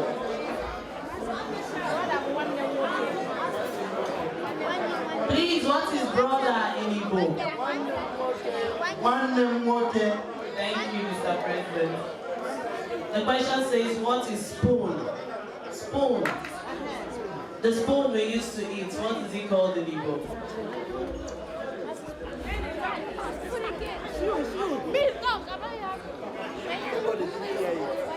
Okay, please give her a complimentary prize. Abawe, help us. What is spoon? A round of applause for Abawe. Okay. The last but not the least. Random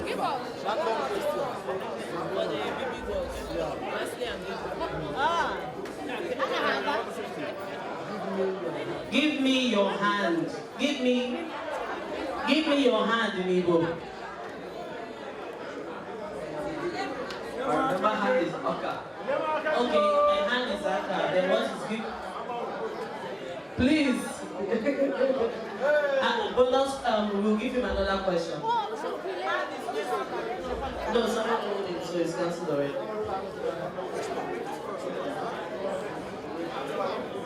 The question says, come here in Igbo. What is come here? It's not complete.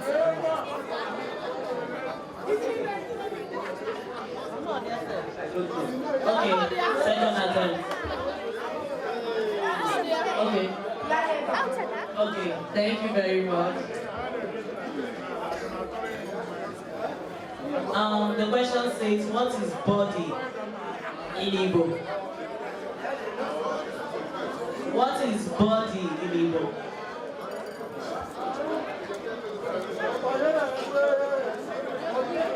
Please, we have sanction. Anybody able to answer will give us 1,000 shekels. Body. Please take 1,000 shekels from me. Fine, 1,000 shekels. Okay, complimentary gift. Ask random now. Okay, random questions.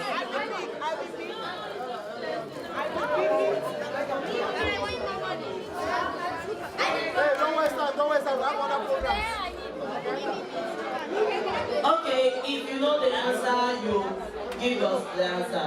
What is give me water in Igbo?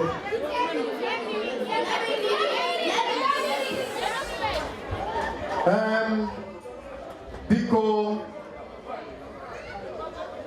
the time is here.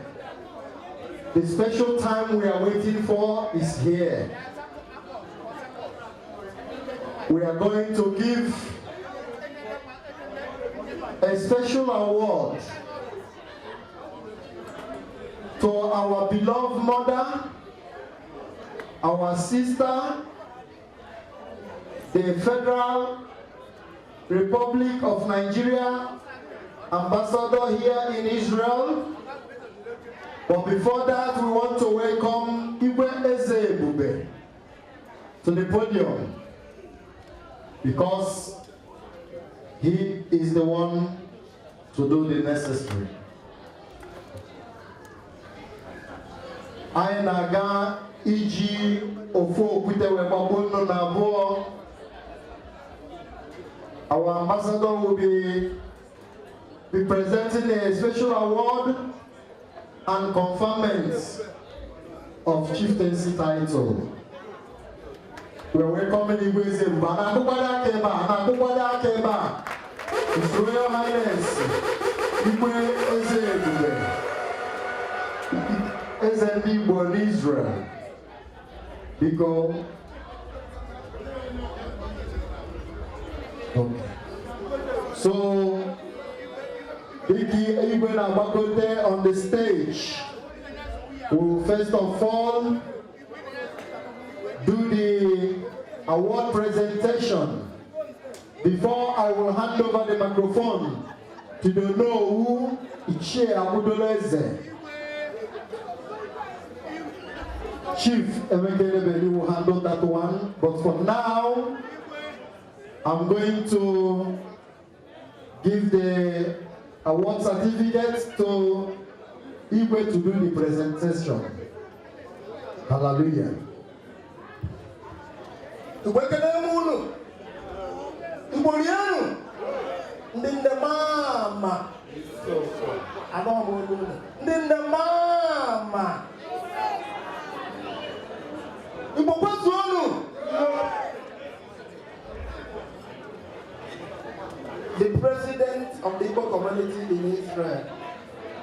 Evangelist Bochukwu Njoko, and the members of the ESCO, with the elders of the Igbo community, supported by the Igwe and the cabinet, that the next award should be presented to our doctor. She is what might be termed primus inter pares. Primus inter pares simply means first among Igbos. First among Igbos. She has been excelling everywhere, not only here in Israel. So when she came to Israel, she saw, she came, and she conquered. So the president, with his executives, in consultation with every other authority, decided to give her this award. So I am inviting the ambassador of the Federal Republic of Nigeria in Israel, Her Excellency, Mrs. Nonyelum Afoekelu. Please put your hands together for her. To receive this veteran award from the Igbo community in Israel, and I would like the president to please unveil it.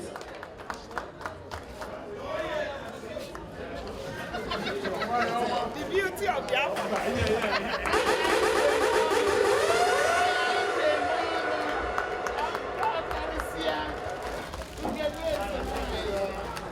A Veterans Award for Commitment and Service, presented to Her Excellency, Ambassador Nonyelum Afoekelu, Ayandi Wochi Afuzo Israel, the Ambassador, Federal Republic of Nigeria to Israel, as an expression of our appreciation in recognition of your matriarchal, altruistic, benevolence, and selfless toward the development and sustenance of Igbo community in Israel, I.C.I. In observance of our motto, be your brother's keeper, we hereby award you with an honor on this day, 6th day of December 2024. Congratulations.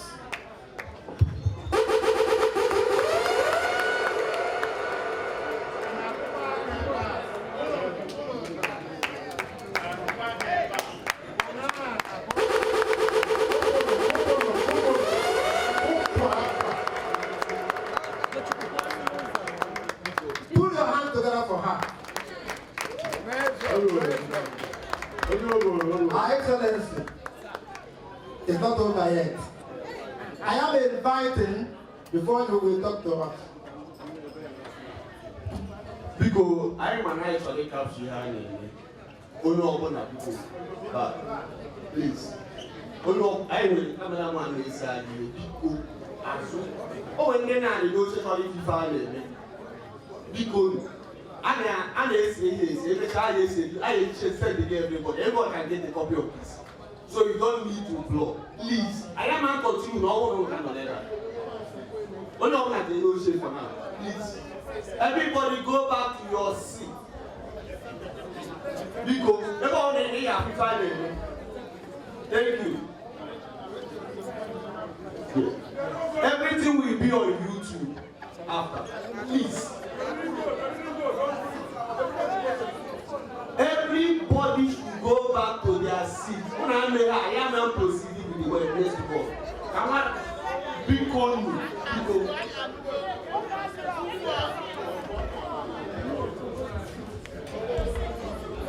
Because I am going to follow. You should because you should never. Because.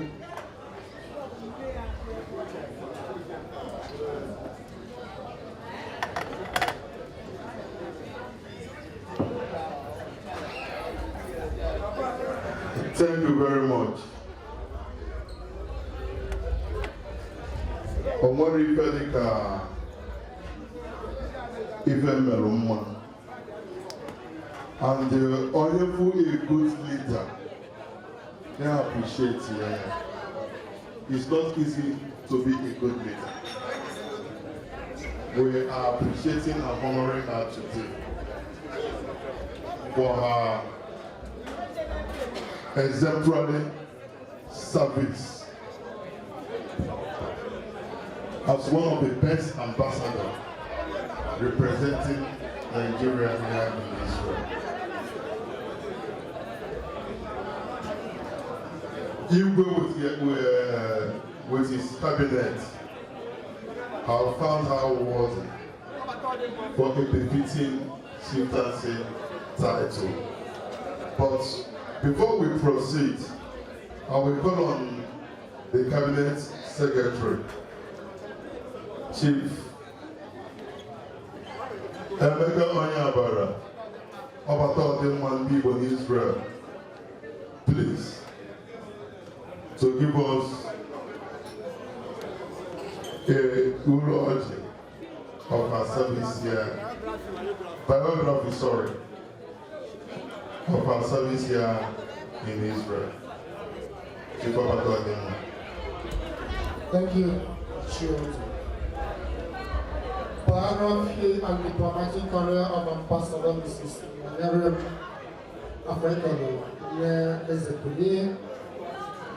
Ambassador Mrs Nonyelum Afoekelu, year.This was born in a humble and very good Christian family of Chief Guardian Njube and Mrs. Rebecca Ezekwune from Ago, and Ocha local government area, Anambra State. She is the last girl of the family and married to her dear gentle giant husband, late actor Emefiena Ezekwune. The marriage is blessed with 5 beautiful children and 2 lovely sons-in-law. Ambassador Nonyelum Noni, as she's fondly called by her husband, and close family and friends, is a graduate of foreign languages and literature from the University of Port Harcourt. And she obtained her master's degree in politics and international relations from Rome, Italy. She is a diplomat by profession and had attended many local and international conferences, training and seminars. As a young diplomat, she was trained at Indian Diplomatic Academy, New Delhi, in 2005. She worked and headed many departments, both at post and at the Ministry of Foreign Affairs, Abuja, Nigeria. Before coming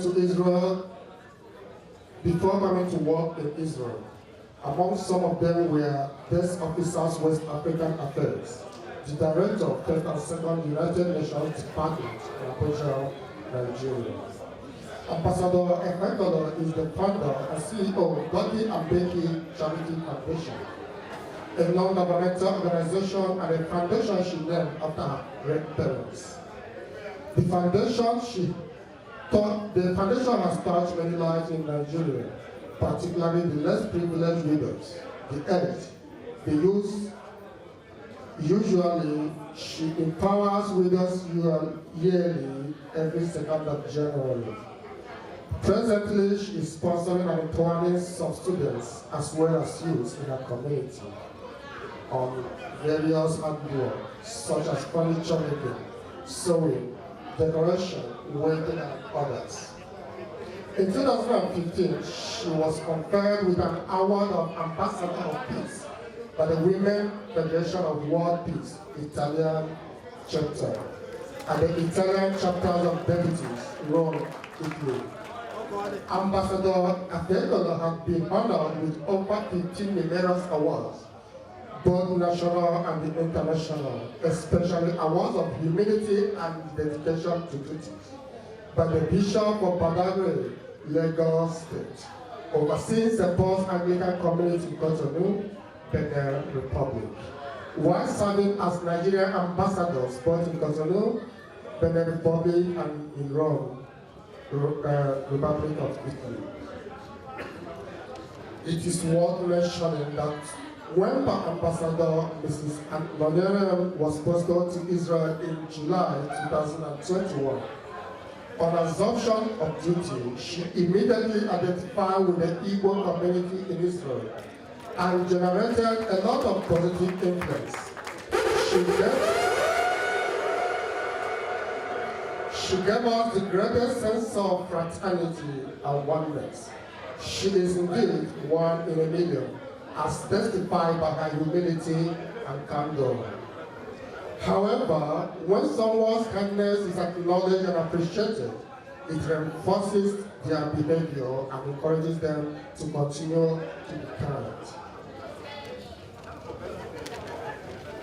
On the occasion of her end-of-year dinner award night, the Igbos cabinet, in conjunction with the Executive Council and the entire members of the Igbo community in Israel, have decided to honor Ambassador Mrs Nonyelum Afoekelu with a Chieftaincy Title in appreciation for all she has done for the community. His Royal Highness Igwe Omeikembe Igwe Ezebube I, Ono Igbo Chief Emeka Enebeli Apodereze, and all the members of the Igbo cabinet, I present to you Ambassador Mrs Nonyelum Afoekelu for the Chieftaincy confirmation. Thank you so much. Kulaka, ọ dịrị isi. Kọbala aka biko, ukwe na aka. Thank you very much. Thank you very much, everybody.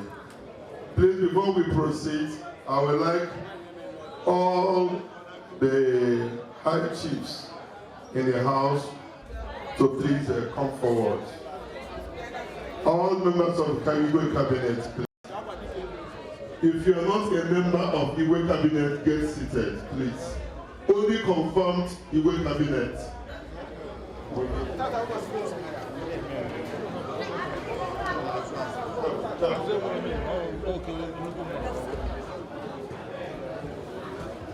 Igbo Ezebube, anyị na-emesigo ife njeche zuru ezu.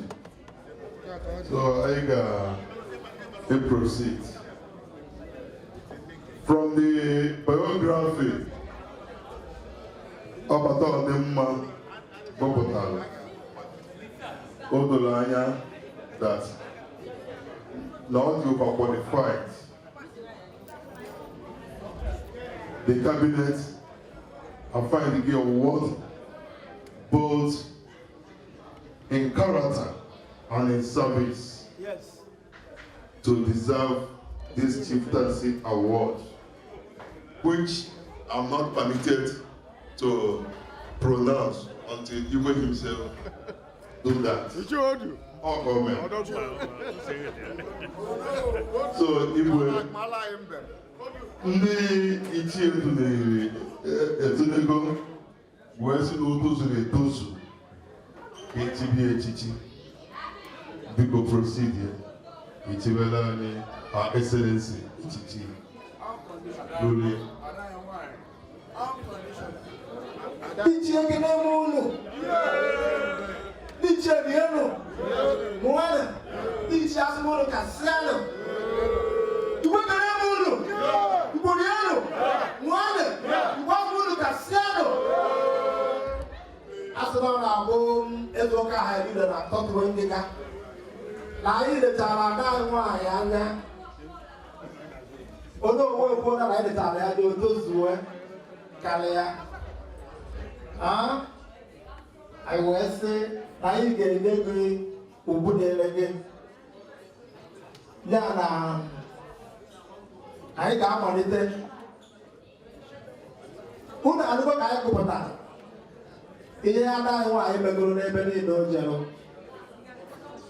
maka na onye na-agọzi ka ọ bụ ebe ọbụla o jere olu ife adị ebe ọbụla ọ pụta ihe dị iche adị ebe ọbụla ọ pụta ọganihu a na-adị ebe ọbụla ọ bịalụ ihe dị mma na-eme ọ bịa n'Israel wee mekarịa anyị nọ n'onwe anyị bụ ndị Igbo nọ n'Israel mụ na my cabinet wee fịa maka na Igbo si na na-abụ Ora mkpana ifo ndị anyị emere ọgọ ndị anyị ka anyị bụ ọgọdigbo anya n'isi. Na ada anyị nwanyị dịzabụrụ ihe niile na m anyị ebubeta oge ụlọ na m na-asụ n'owu Igbo Chief ihe ebidogodo n'ịkpa aka mgbe ịkpa aka ya ihe agbarịta n'aka nne were ịkpa aka ya n'aka nne ọ dị ofuru aka nne ofuru aka mgbe ihe ofuru aka nne ya n'ụlọ ha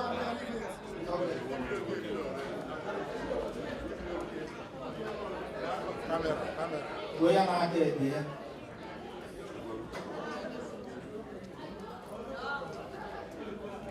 o weta ihe ọnụ ka ịta nne ya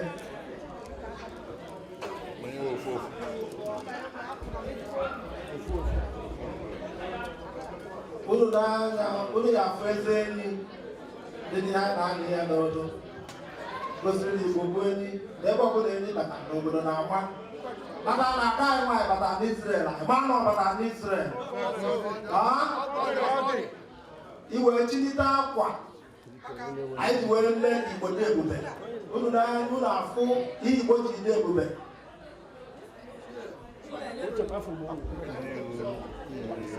ya nwere ike gazi ya n'ọnụ abụrụ ọchị yi oyi ọ bụ Igbo onye yi onye yi onye Anambra ka ọ bụ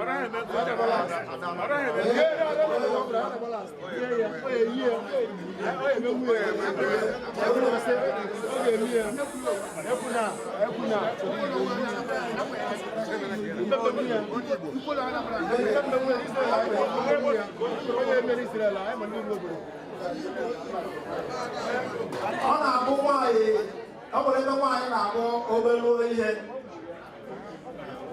enye ihe ọnụ ugwu akwanyere ugwu dịrị ya na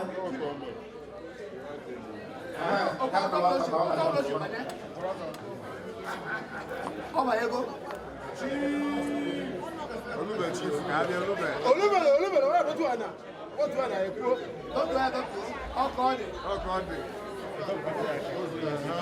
ọ̀fà eze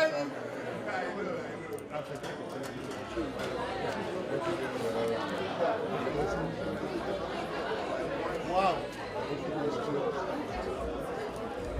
Beautiful. Come here, baby. Amazing. Really amazing. It's okay. It's okay. Una na ye baby e awu Igbo ji we di ebube.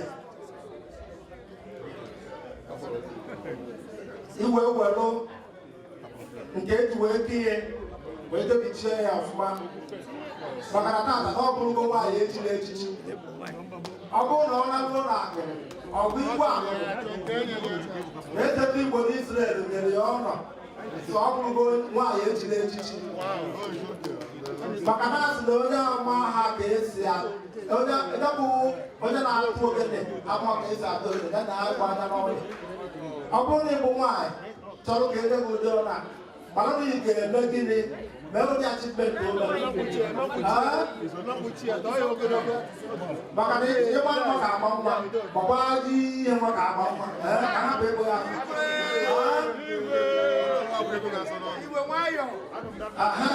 ife ọnọdụ ka ọ ya adị ngwa nye m okwu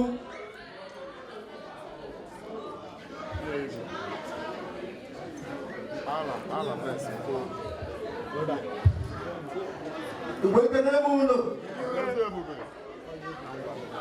site n'ikike unu nyere m dịka eze ndị Igbo n'Israel site n'ikike ndị ichie site n'ikike ndị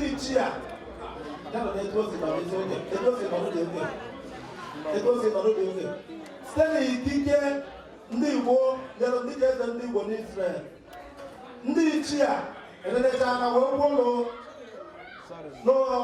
ọ dị qualified n'odulu eru ana m ewere okwu a wee na-ebukwasị ya n'isi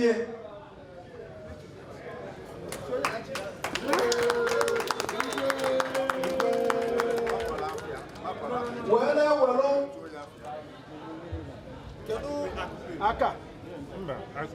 And they are okay with the last. When they were all doing here, Nabia Naka near Makaneko Lebata.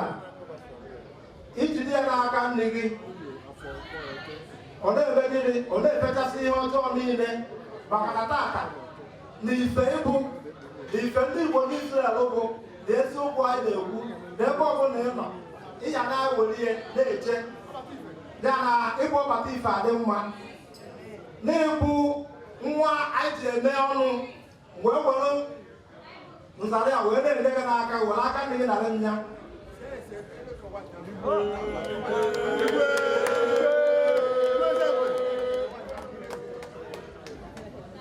Kedu Ngafo Kedaku, where they were Akuba. Here, one I can when I say, the world of Israel, my Her Excellency Mrs Nonyelum Afoekelu, where's the Nyabu Ada Ejemba, one of Israel.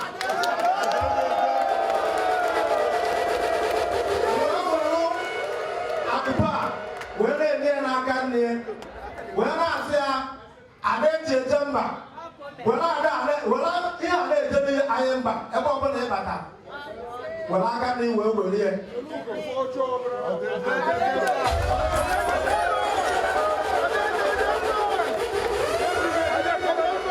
Well, I see more people.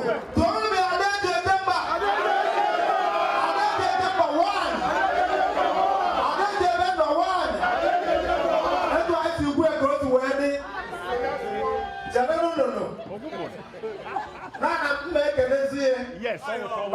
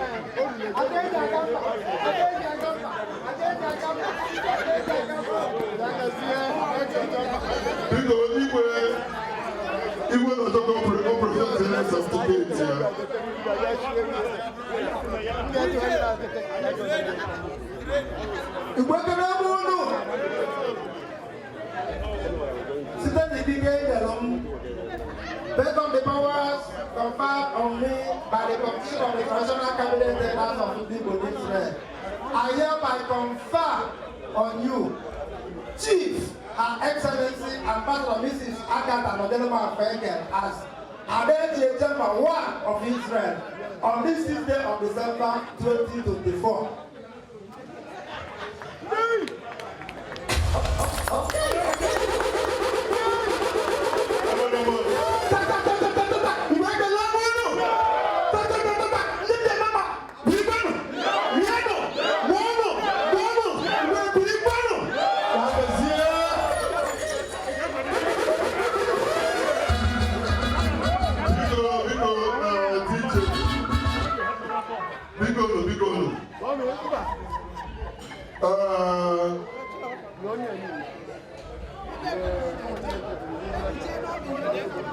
Chief Agatha.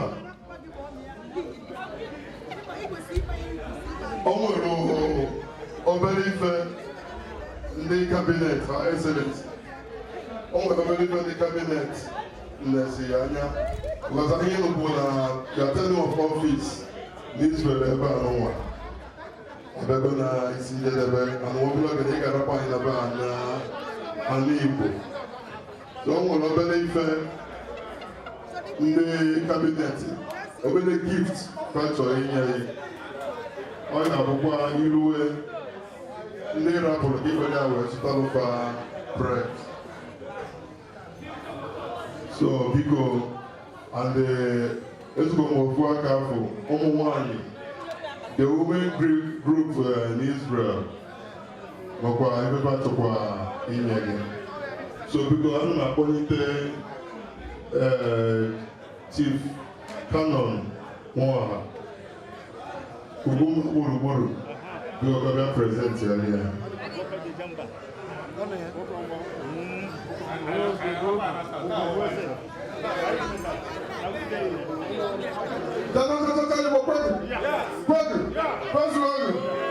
Your Highness, the Igbo Israel, the big chair, Ekenemono, Adade Jemba,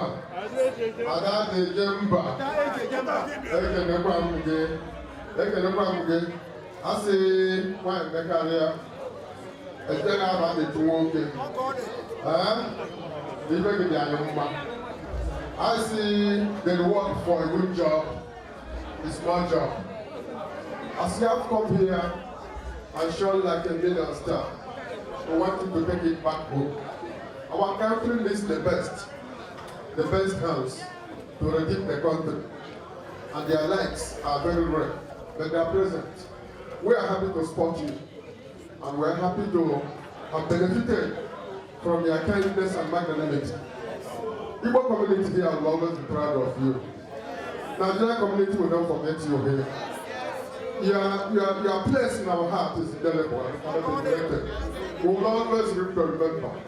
It's our expectation that in the next days and the next weeks and next months, we want to see at minimum a minister of Nigeria. Because this is a country that all the best hands are now needed. And we know that like a golden fish, you can never be hidden. We are wishing you all the best. Rest assured, we will always pray for you from this holy land. Remember to extend your good hands to the people of Nigeria, irrespective of tribe, irrespective of tongue, irrespective of race. Nigerians are proud of you in Israel. Igbo land is proud to call you our own.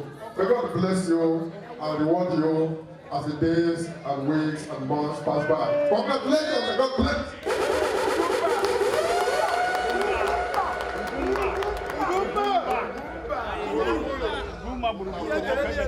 Thank you very much.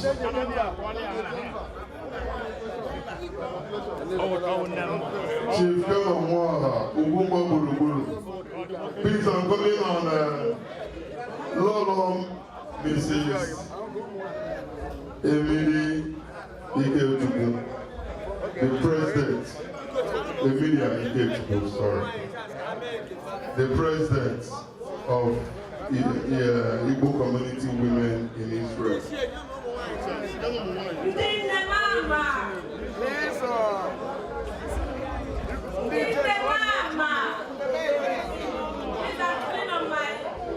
Our matrons, my executives, and the entire women wing, please join me in presenting this little token to our lovely sister and our mother. Her Excellency.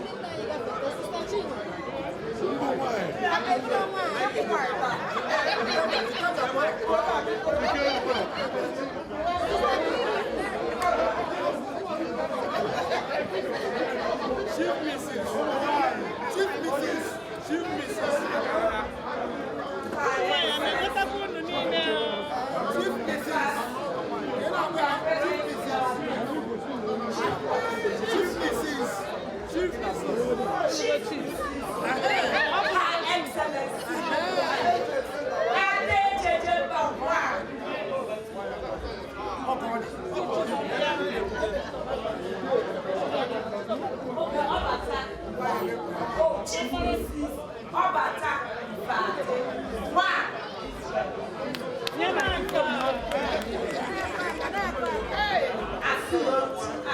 nwanyị ka ọ ga-atụlasị ya ọkwa ya eziokwu obi anyị.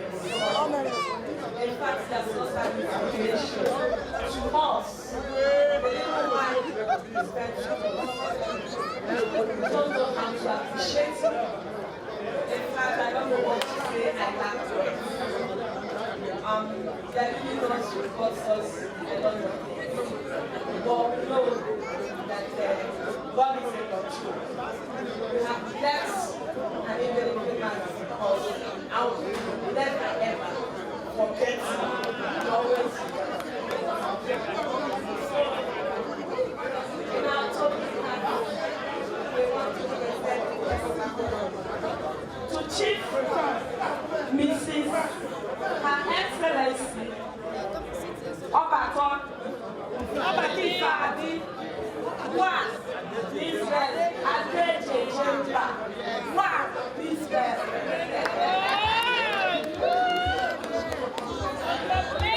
And I'm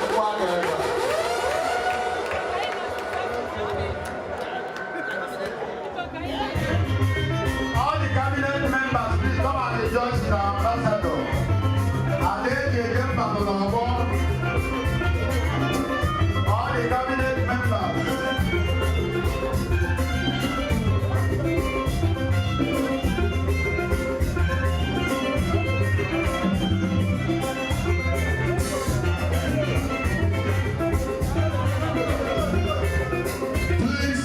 All the members of the diplomatic corps, join Her Excellency. All the members of the diplomatic corps.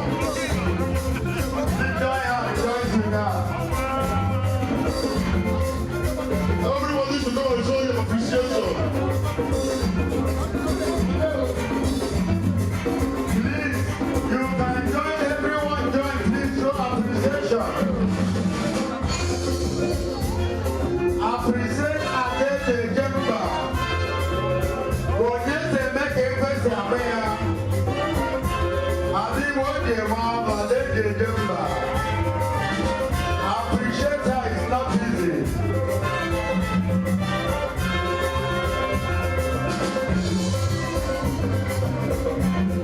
Oh, governor. Igbo nwere mmadụ.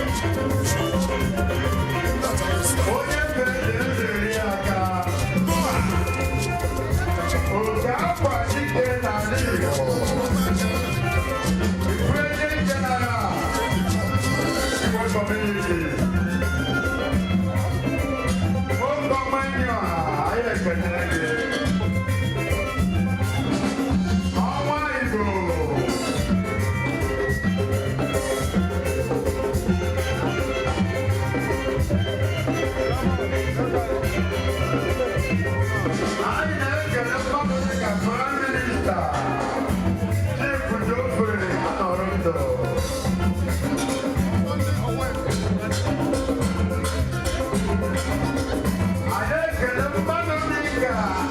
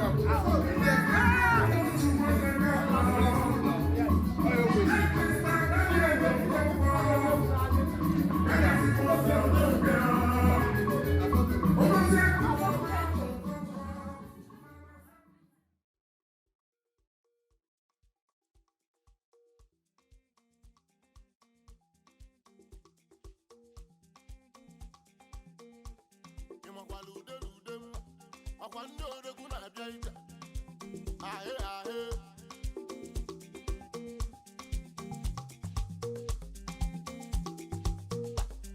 Akụ nwafọ be anyị, nnekwu nwa anyị ji eje mba. Ego oyibo na-adị mba, ọgaranya nwakakwa mma n'ikolobịa. Ịmụkwala ude mba. Ole ole.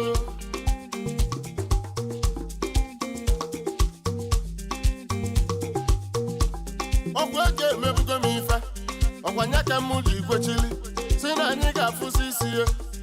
Ego amaka n'ikolobịa, ịmụkwala ude mma. Ahe ahe. Agba aka achọ mma ọgụ oyibo na-adị mkpa. Ọchọ mma jidekwa ego, ọchọ mma jidekwa ife. Ị nụrụ ka mmanwụ na-ebo oyi, ezi oyibo na-atụ ego. Ahe ahe. Aka ọma jide ego ife agbụrụ na-adị. Ọ bụ asị ka mụ na-asị, nnukwu mmanwụ na-ebo oyi. Olo olo.